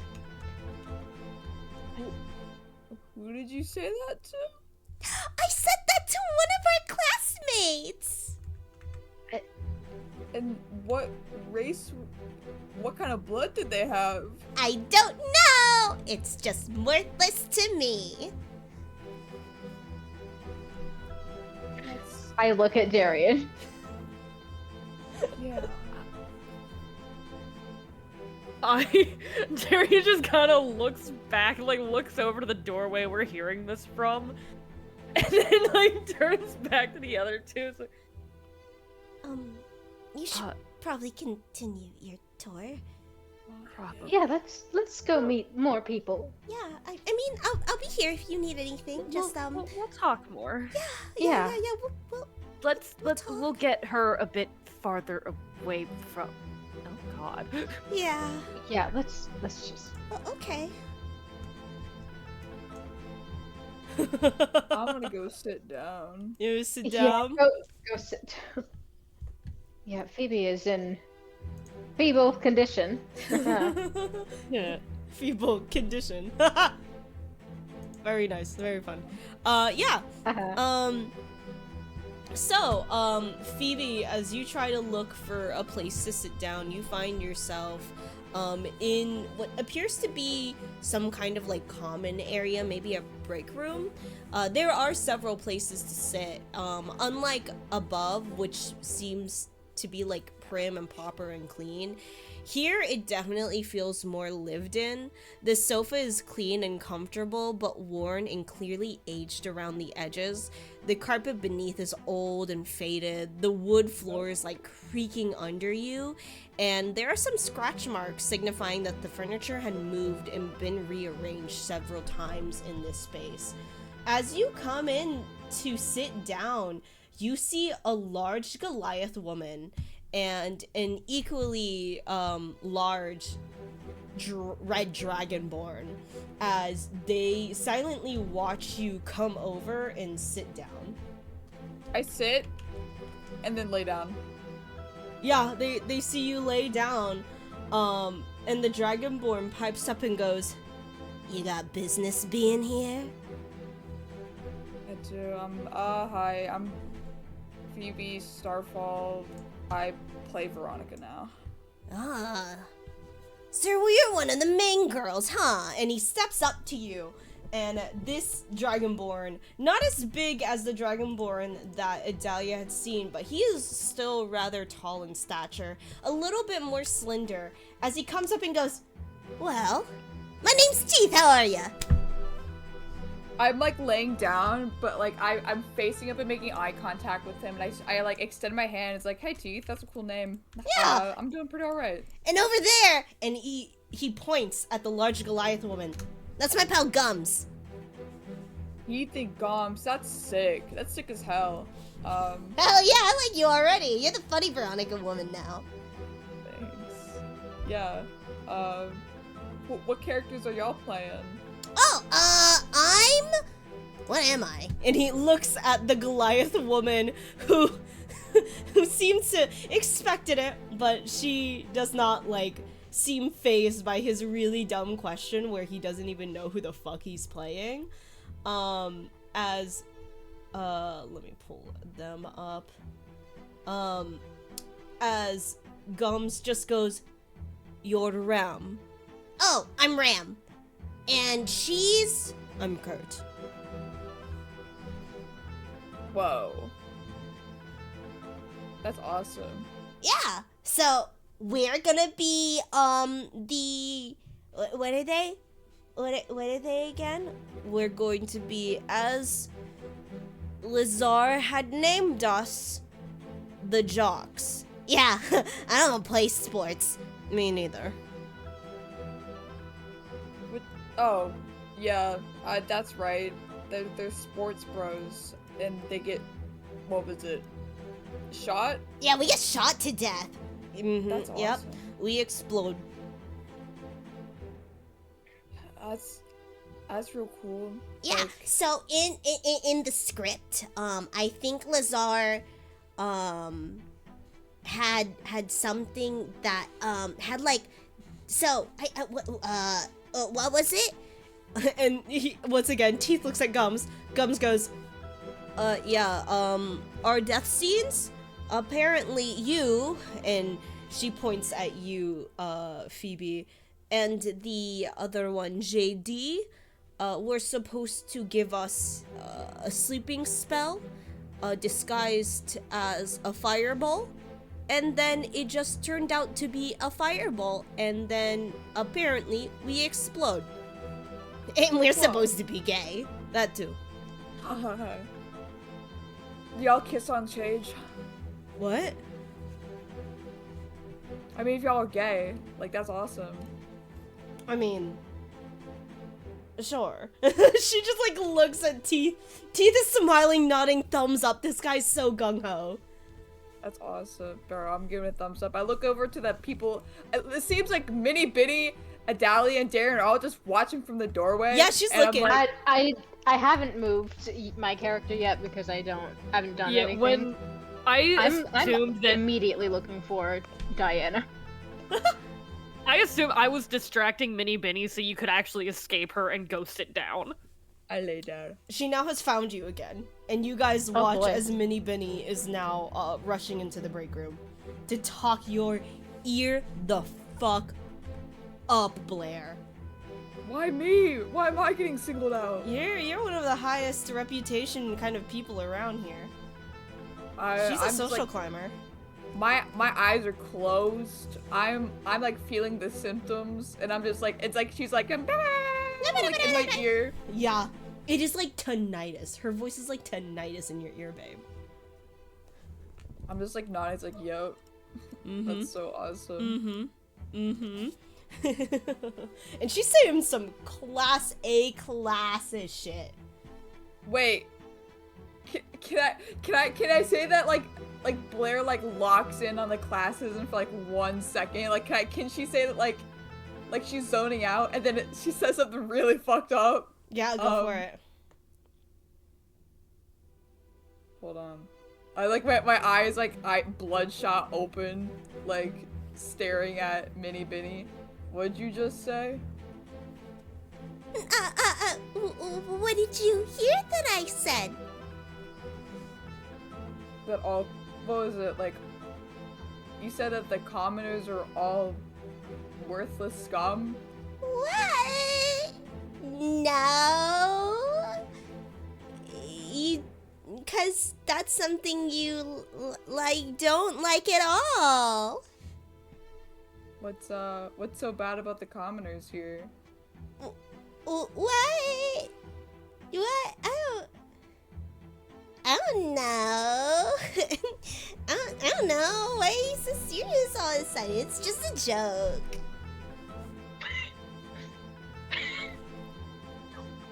I think classism isn't that funny, you know? I agree. I agree. Yes. Classism's bad. Yeah. And then I zone back out. Like,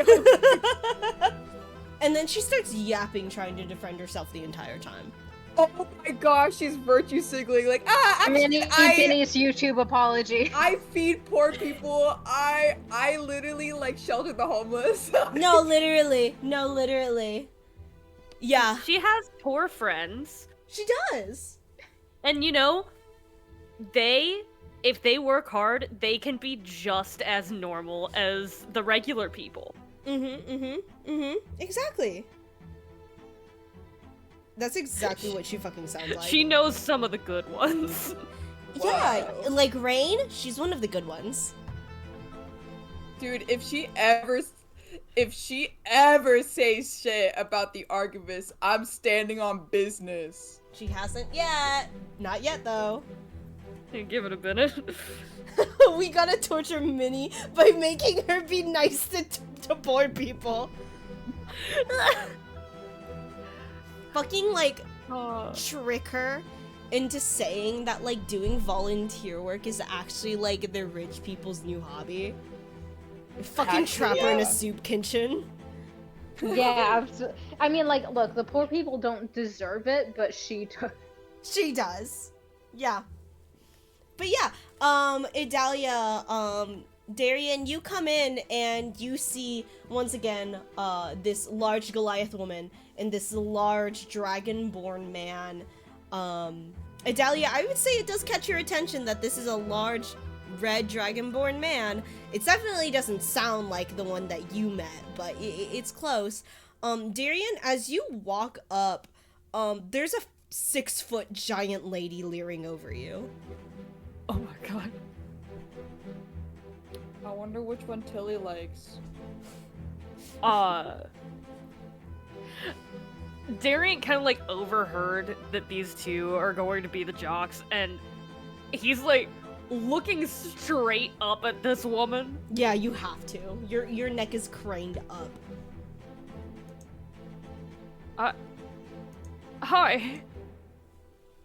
She looks at you with the same like disgusted look that she has on her profile, and she kind of clicks her tongue, goes, "Greetings."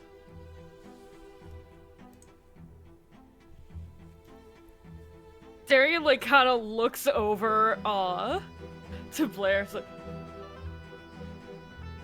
I don't know how convincing it's going to be for me to shoot either of these people. She takes her large fucking hand and like sure, like Othros's hand could cover your entire face. It was spindly. This is a giant meaty fucking hand that comes over and like rests on the top of your head, and it is a weight you've never felt before. Your knees almost buckle as she places her hand over your head and just goes, "You're small. You're funny." Thank you. I've been told it's one of my better qualities. Seeing that you have caught Gums' attention, Teeth comes up to next of you, flanking you sad fucking Faye, as he goes, "Oh, we're making friends now? Hi, I'm Teeth." Darian. That's Gums. Darian Cimarellian. That's Gums. Hi. He takes Darian. like one hand and starts shaking it, and he goes, "Gums, shake his hand, come on, that's impolite." And then Gums reach out, takes your other hand, and now you are like, your arms are being waved as like Teeth is enthusiastically shaking your hand, and Gums is not as enthusiastically, but she has the grip that is fucking killing you. It doesn't have to be enthusiastic. It's fucking huge. Yeah, she's fucking ginormous. Like, Teeth again is pretty tall. I'd say maybe around like 6'1". But yeah, this Goliath lady Gums, as he calls it, huge.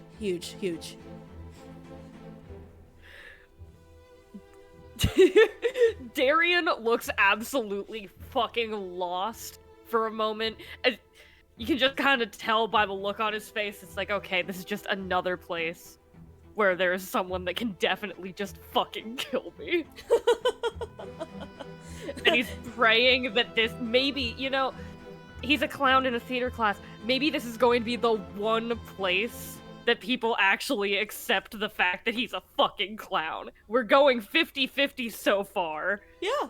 But we're hoping it works for him this time. Yeah, as they're like enthusiastically shaking your hands, Teeth goes, "Oh, wait, you're that dumb looking clown that walks around, huh?"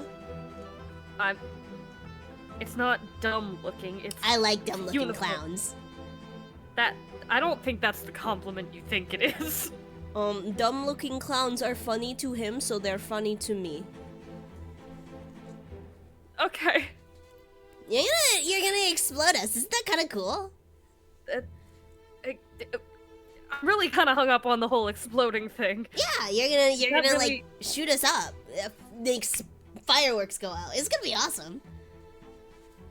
Are you gonna do a funny clown jig while you do it? I don't think the character. You should do that. Really... Can you dance right now? You should dance. Right. It'd be really funny if you dance. Right. You right should now, dance. Right now. Okay. Hold on. I'm not in my proper I'm not in the proper clothes for it. And Oh wait, hold on. And What's in these Teeth clothes? shuffles through his pockets, pulls out a handful of bells. You'll be in your element now, as he gives you this How- handful of bells. How many of you people just hold bells in your pockets? I found them on the ground. He did.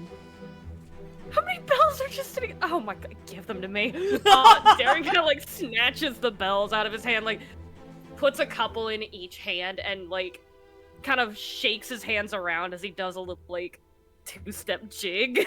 Yeah. There is no fucking enthusiasm in your fucking steps. No music. No No music. enthusiasm. No just joy or like whimsy. A dull thumping of my Yeah. boots on this fucking floor. You guys watch as like Darian is kind of forced to dance for these two, and there again, there's just thumping and then the creak of wood under his feet once in a while. And then Teeth like, Amazing. I love this. Do you do parties? he is enthused. What? Are there really any parties that go around? You can do my party. You can. It's the closest I'll get to getting invited to a party. What the hell? Oh my god, you're invited to my birthday party. This is awesome. I'm making friends. I lie to myself. You're meeting a rich boy that goes, how much to you? Look, if I'm getting disowned, I need to start thinking smart. This is in the nicest way possible. Just think Callum. I love this. No, trust me, I adore this. This is the greatest fucking thing. As you do so, Idalia, you are at the side of the door. The Dragonborn peeks out, And goes, oh, are you also an actor? Yes, I'm taking over for Heather Chandler. Hi, I'm Teeth. as he comes Hi, up to nice you to meet you too. and shakes your hand very enthusiastically, and then goes, Gums, get over here. and she goes, all right. And then now you are also having both of your hands shooken, Oh boy. very enthusiastically. And Darian is I'm still smaller thinking and himself lighter than this Darian, week. so I am getting jostled. You get picked up on Gums' side by accident. Yeah. Getting just absolutely mauled. Absolutely mauled. Yep, super. But yeah, they're in a very enthusiastic pair, to say the least. And they go, Well, it's nice for you to meet here. Have you gone over the script yet? Do you know what happens? Have you tried it yet? Did you explode yet? I haven't gone over the script yet. I haven't gotten a chance.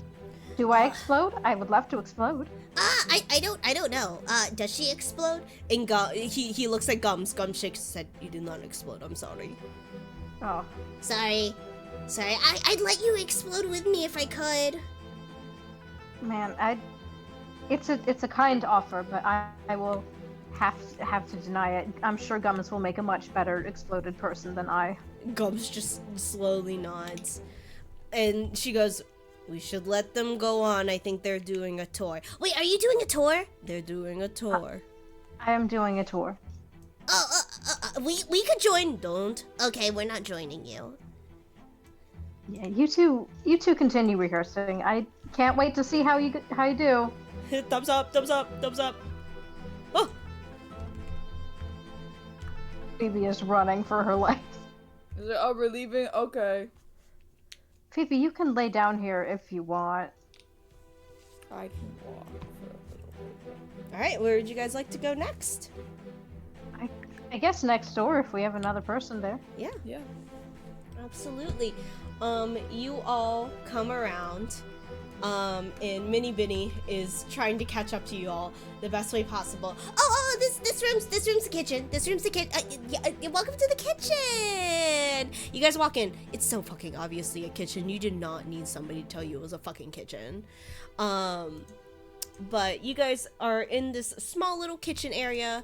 This seems to have like community tables, various chairs, an island table, a stovetop, and an oven that seem to function through magical means.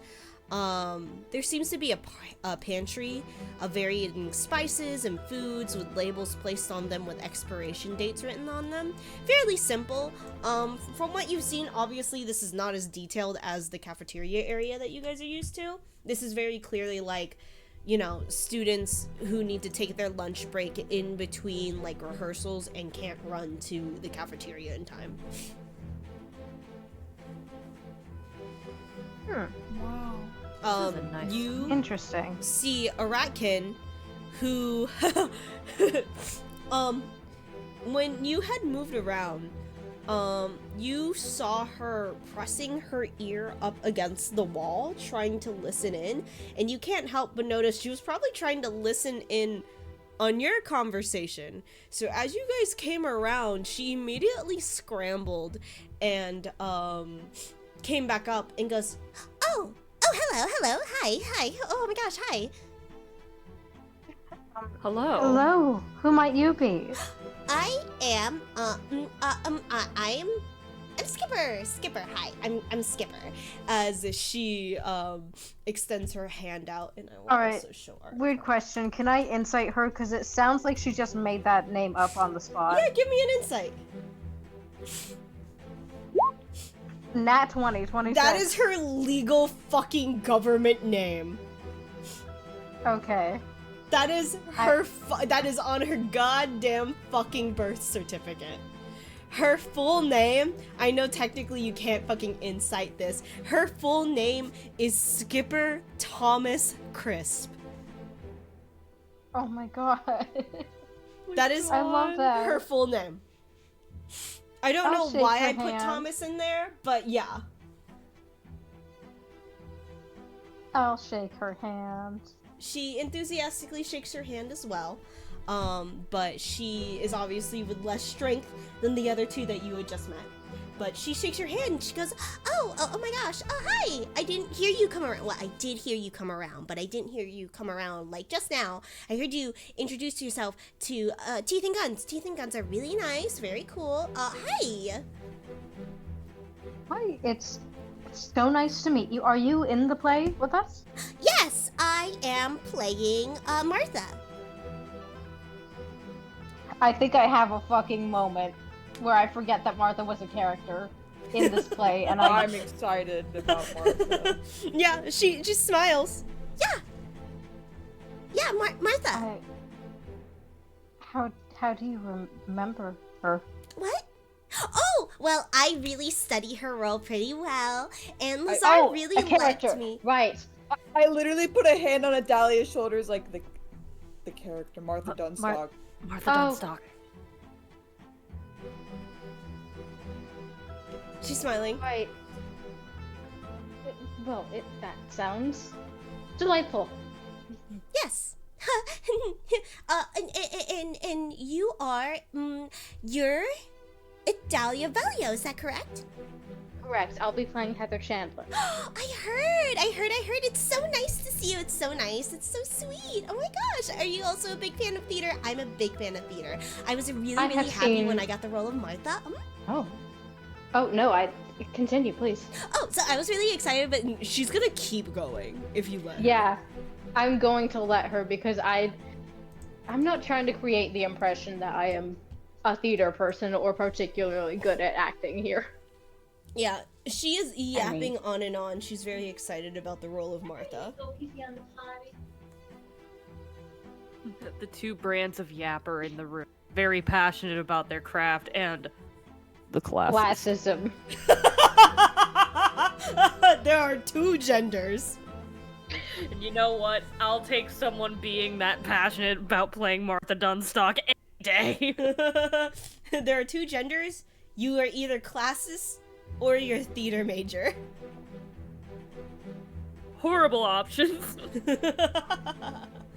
But Skipper comes up and looks at you other two, and she goes, "Oh, I know you. You are Darian Samarellian, and you are obviously Lady Phoebe Starfall. Am I correct?" That is correct. Oh, that's wonderful. You That's actually- wonderful. You actually knew the full name, pronounced correct. Thank you. Of course, I keep track of everybody who's been humiliated here. Okay, never mind. Did I say something Dahlia's wrong? like Was I wrong? celebrating behind her. But you're the guy who had his pants caught on fire. Was I wrong? I was set on fire. Yeah, and Yes, I and wonder so- who by. so was Lady Starfall, but you just happened to be set on fire in a funnier way. Was I wrong? Is that is that wrong? It was way funnier. It was way funnier. She just looks at you, Darian, waiting to see if, like, she's genuine, like, am I, like, if you need me to correct myself, I will.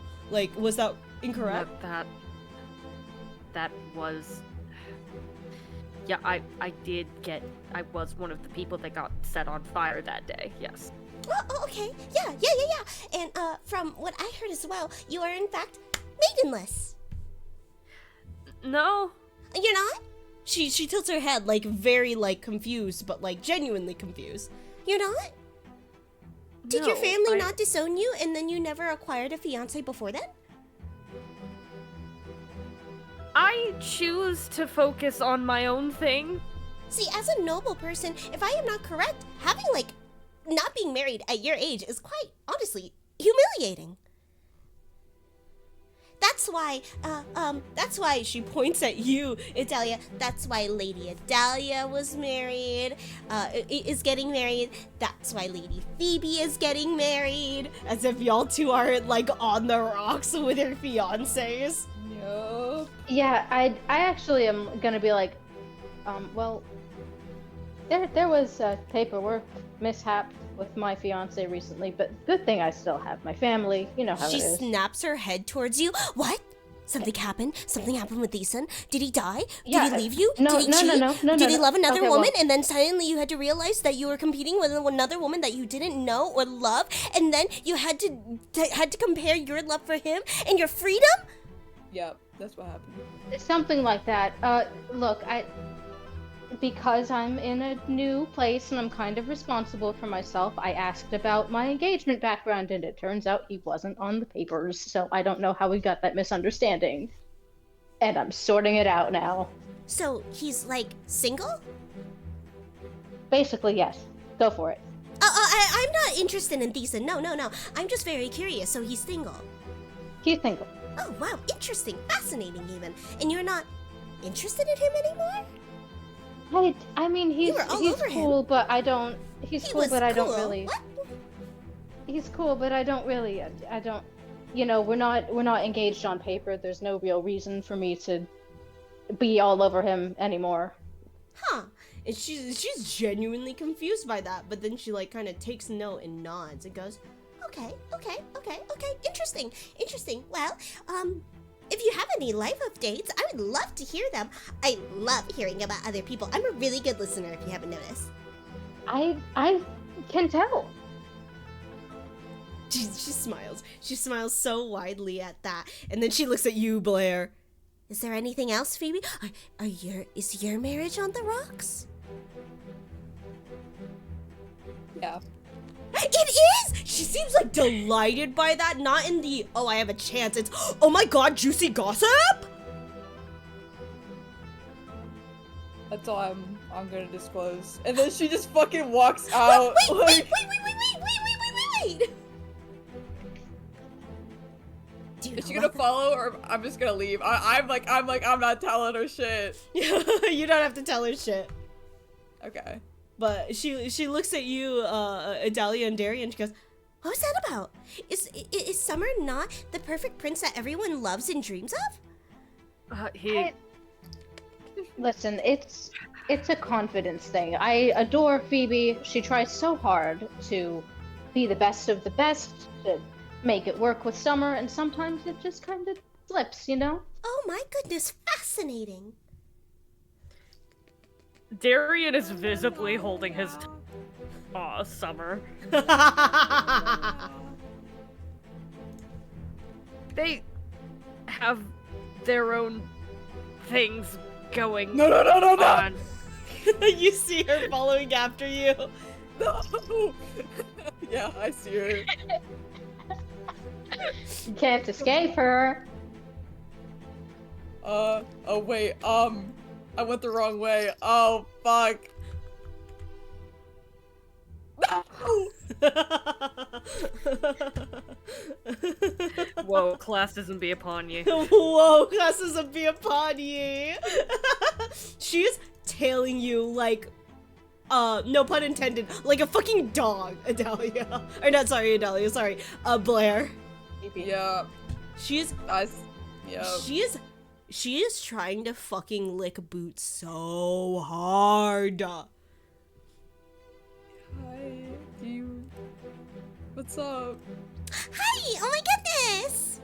You ran off there. I almost lost you. Oh, yeah. You know, I've been just feeling sick lately. I just thought Oh that I my would get some fresh goodness. air, you know? Like, Well, it's, I can help you lay down a little bit. I'll be there for you. Make sure you're all right. You know, we should get lunch together sometime. yeah. Like, that's great. We don't Is say there- yeah.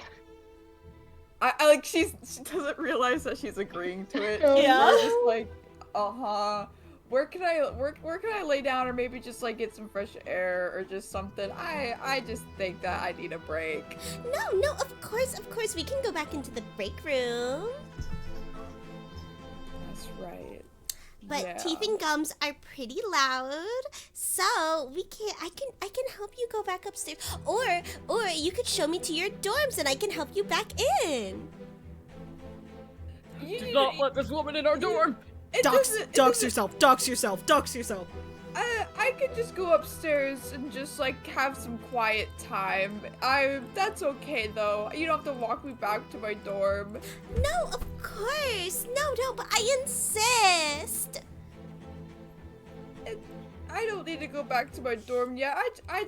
I'm just gonna go maybe sit upstairs. Yeah, and then I think like you guys can. I don't want to like move to a different map, but like I will let like y'all do your thing. I don't want to like take away from that. Oh no, you're not. Okay, sorry. God bless. You guys watch as Minnie Binny is following after that girl like crazy. I just got called bitchless in like 7 different fonts, so I don't have the energy to go after that. I'm spreading the news about the divorce. Yay! Yeah, y'all can gossip about the divorce. That's awesome. Does everyone just consider me like absolute like?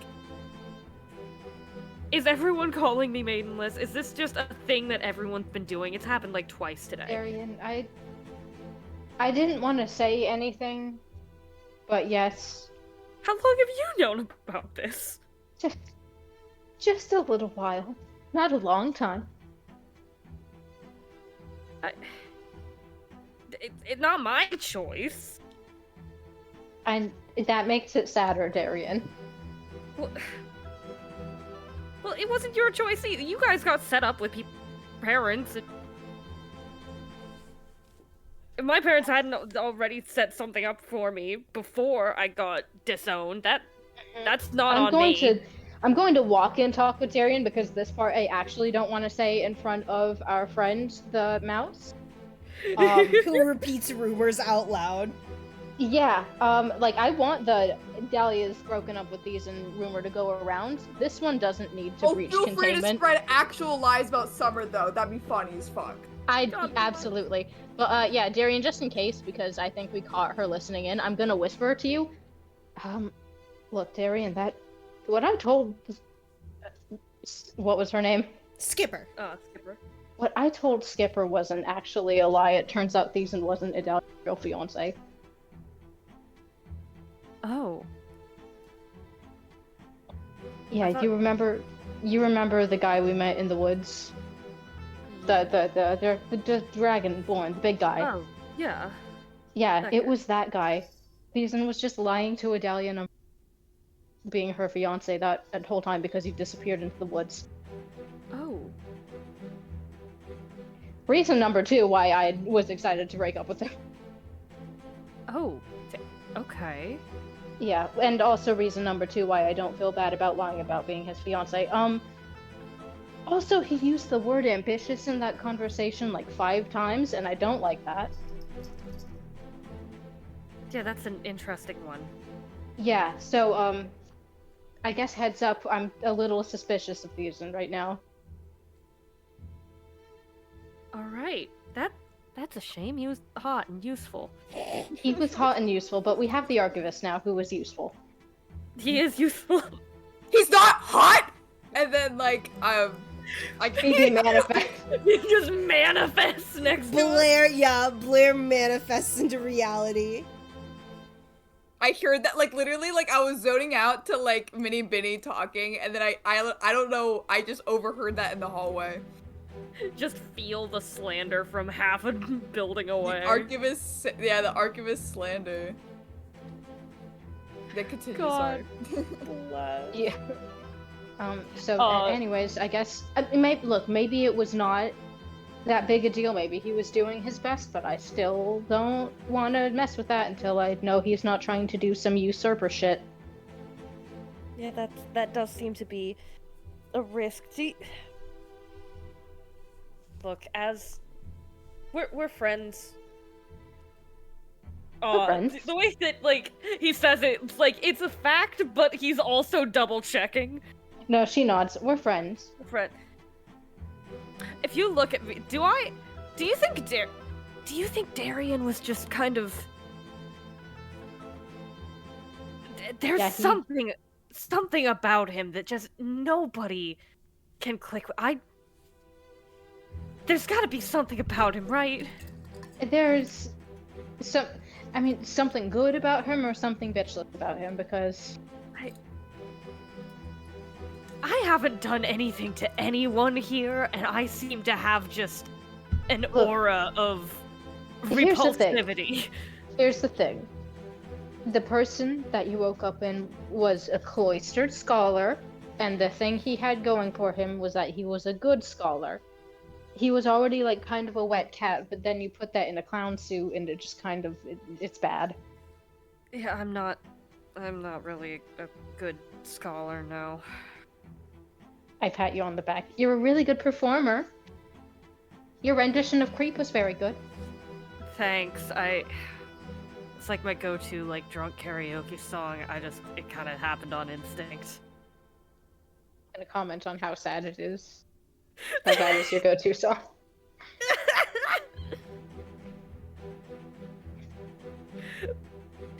Well, it's theater. This will help bolster reputations. It won't. It won't. But you know what? It'll be fun. It'll be fun, and that's what matters. You're not even gonna let me pretend, all right? No. Darian, you're playing a school shooter. I don't. Am I even going to be shooting? I don't think they have guns. I'm here. playing the bitch that dies. Everything makes it sound like I'm exploding people. You are you are exploding people. You might get exploded at the end. He dies, right? He dies at the end. Yeah, no, he definitely explodes.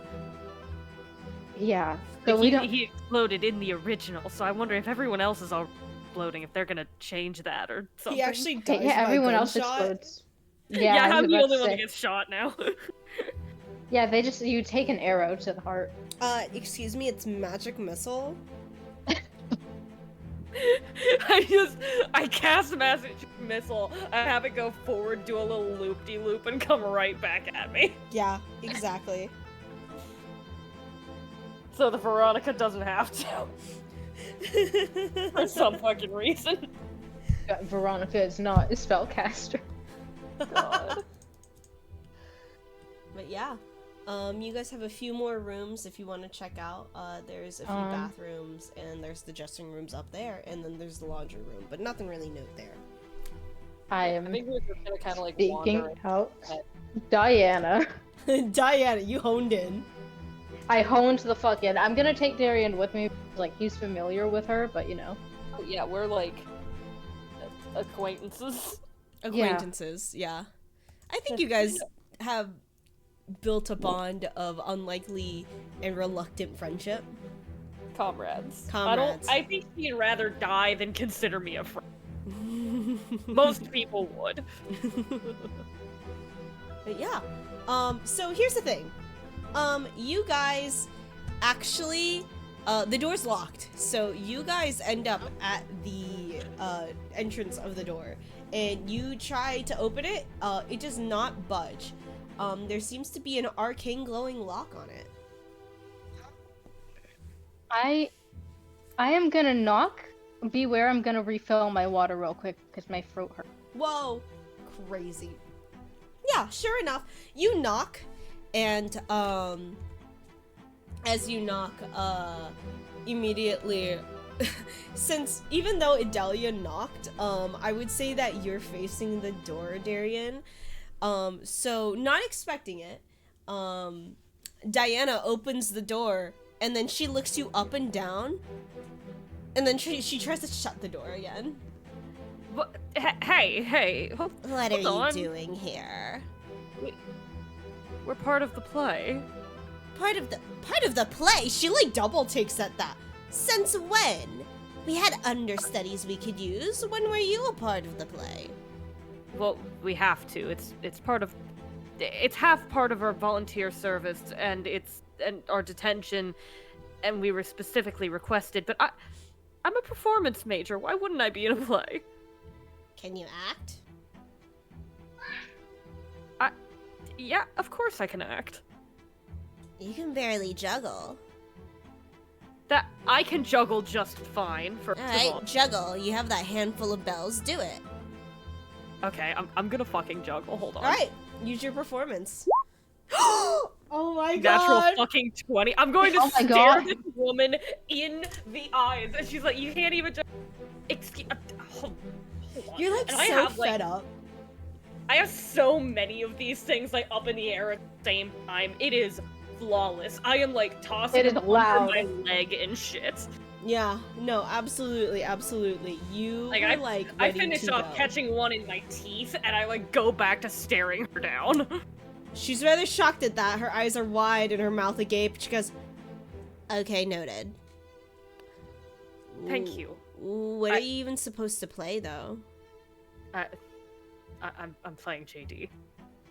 There will be no juggling. She during- looks you up and down. You're supposed to be JD, the main antagonist. Okay. They already had someone for the jocks. What other? There Well, be? you're not a jock either, yeah. I got told I didn't choose this role. It was given to me. Yeah, I would have assumed faceless student number 3, but I guess not all of us can get our dream role, can we? So we're introducing ourselves to the rest of the cast because we were told to. Oh, right. Well, as you know, I'm part of costuming. I'm not acting in the play, though Annette was supposed to. Yeah, we need to get her back. Oh, Lydia Dahlia, what are you doing I had here? an illusion mishap. Don't ask about my face. I Oh, was pulled in to play Heather Chandler, the better antagonist. you're playing Heather Chandler. That's perfect for you. and she suddenly like that air of like weird disgust and banter turns into absolute delight. Yes, I'm very excited for the role. Oh, that's wonderful. You would make a perfect Heather Chandler. But don't I know it? Oh my goodness. Um, This is wonderful. I can take your measurements. You shouldn't be too far off from Sharon. And I already have Darian's measurements. He doesn't need to worry about that. I can take my own measurements. She looks at you and sneers. I'm the one making the costumes. We're in the same tailoring class. I can. But she's a better tailor than you. Okay. I might let you help me out. Probably for just your costume. So if anybody has to look dumb, it'll just be you. I kind of want to see Clown JD. A jester clown JD. I like that. Yeah, it's Jester Dean. Jester There Dean! we go. This is going to be the one time I don't have to wear it, please, Italia. That's what we're doing. We're doing Jester Dean. No, this is perfect. I'll tell Lazar right now. Oh. Jester. I did not plan for Jester Dean, but I feel like they need to commit to the bit for Jester Dean. God, You're welcome for doing this to you again. I'm going to have to draw a fucking jester costume with a leather fucking coat. Idalia's gonna make sure you stay in that clown costume. She put you on this path. She's making sure you're gonna stay on it. This school is a fucking nightmare. Yes, indeed, and it's one you're never leaving. God, Anyways, Diana, we need to talk Yes. seriously about getting your sister back. Oh, I know. Do you mind if we come in? I've written to her many times, but she's never written back. So maybe know, she's just too self-righteous for me now. I think she's just upset. What would she be upset about? We haven't had a fight in years. I know we had a fight. Oh. I think you told me something around those lines. What did you even fight about? She showed me she'd been practicing for the pact thing, and I told her to slow down a little bit because she looked tired, and she got mad about it because she was doing her best and I didn't care, which was, I guess, not very nice of me. She left and she doesn't even bother to send me letters? Even when we are apart, she would send me letters and I'd send them back. I know. I've been trying to wait until she'll calm down so that we can talk, but she's not calming down, and I don't want to play with Minnie Benny, so I'm going to. Oh, she like Diana makes a face as you mention Minnie Benny. Yeah. I'm going. We all have feelings about Minnie Benny. I'm going to go apologize to Annette. Well, if you can send her a letter and she replies, let me know. Alright, I wanted to ask if she left anything important behind. Oh. Maybe I can bring it as like a peace offering. Actually, that's odd. Yes, you're right. She actually left a lot of her prized possessions behind. She just gave me the letter saying that she left. But all of her prized possessions are still in our dorm. You don't mind if I visit? I don't mind at all. I would love to have you. I guess she probably, well, I'll give permission on her stead that it'd be alright for the two of us to look through her stuff. She left me with a clutter anyways. Alright, perfect. Huh. Yeah, I can't. It's so odd. She might still be mad at me, but I need her to be. Are you thinking of This. sending it to her? Potentially. I could write you our address, but I'm sure you know it, don't you? I don't have it written down anywhere. I Yeah. lost it. It's In the move. alright. It's been a while since we've been out. We've been mostly through the university, save for a few breaks. So, well, I guess we can meet up and we could look through her things, I suppose. That's odd. It's very odd, but I don't know what else to do. No, I don't either. I've given up writing to her. I've been writing to her for the past, month? 2 months, maybe? It's been a while. Goodness. She just hadn't has been a while. responded. Makes me feel like I've crossed her too somehow.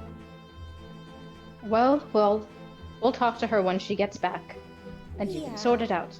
Okay. She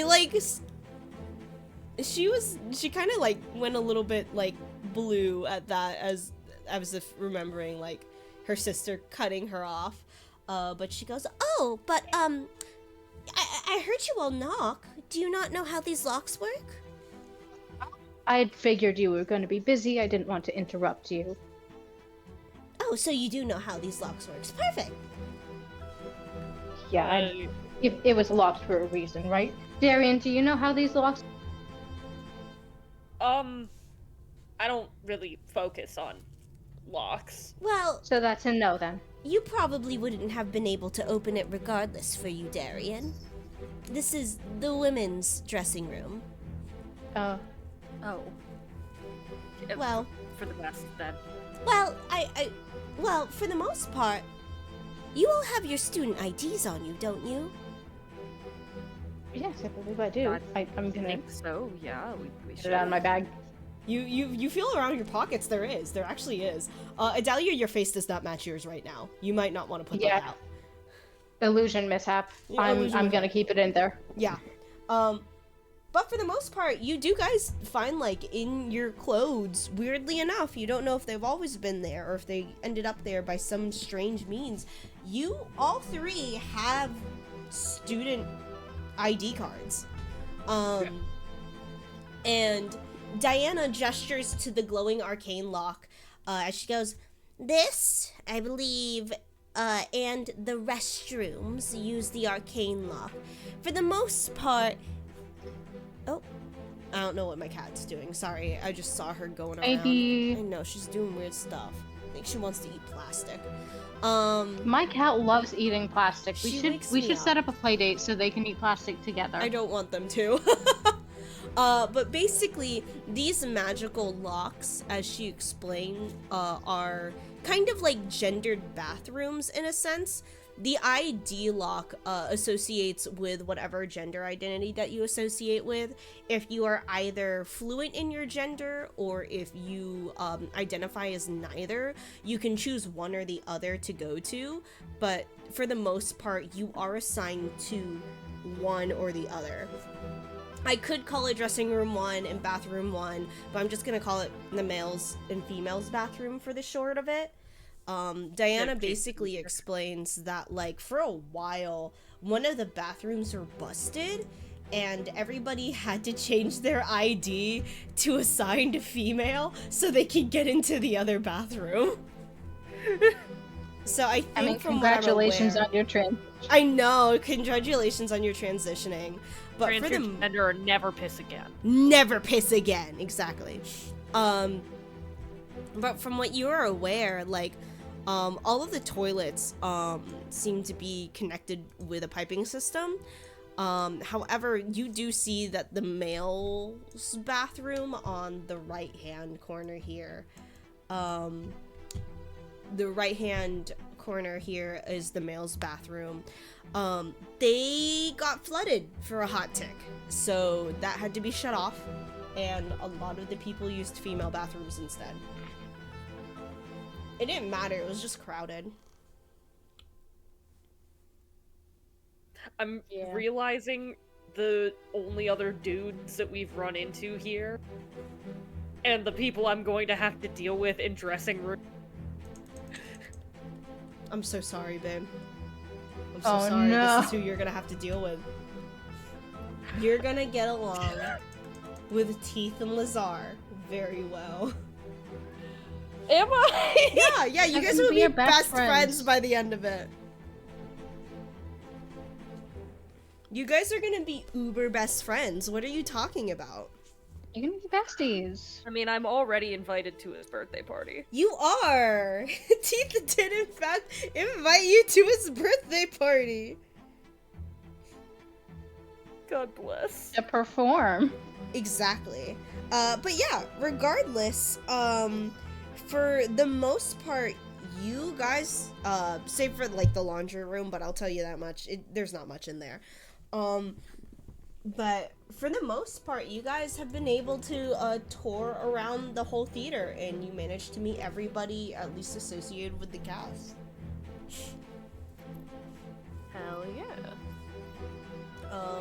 But I am going to bring you guys back upstairs.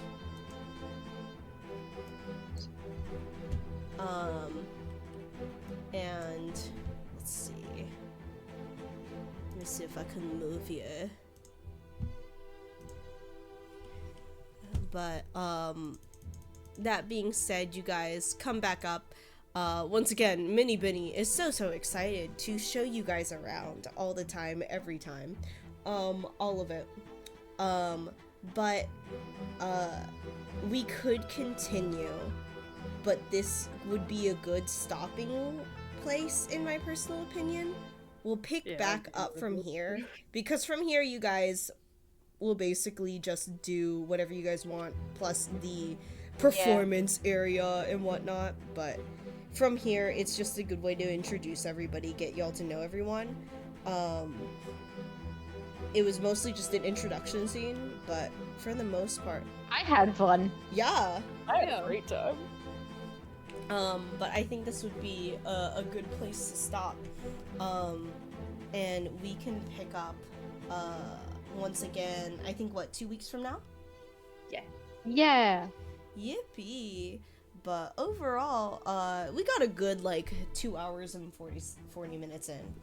So, Yeah. Sorry about almost- being late, by the way. I had my alarm set for the completely wrong Oh, you're time fine. because I read 7 p.m. Maddie's time and was like, great, 7 CST. Oh so, no! Yeah, I readjusted. It's 6 p.m. CST for us. Yep. Whoopsie doodle. Sorry. Oopsie doodle. Whoopsie doodle.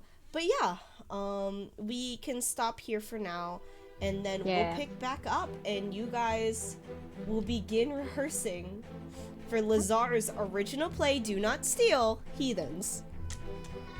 God bless. This But- is gonna be so good and great. I kid you not, the script is literally me just copy and pasting the script and then just putting different names depending, and then having you guys read off it and then doing performance checks off of that. Let's go. But, yeah. Overall, we can call it here, but how do you guys feel so far? I'm feeling great. I feel good. I have things moving. You got I'm so things excited. moving. You do. Yeah. I will say, remind me in y'all's chats what you guys would like to do on your off time, because I have so many notes that will get lost in the weeds. So feel free to put it in y'all's character chat. That way, I'm can going pick to- back up on it. Put a little shit list. Alright. Yeah. And I also just don't want us to go in too late, because last session we went pretty late. It was worth it, but we went Yeah. pretty late.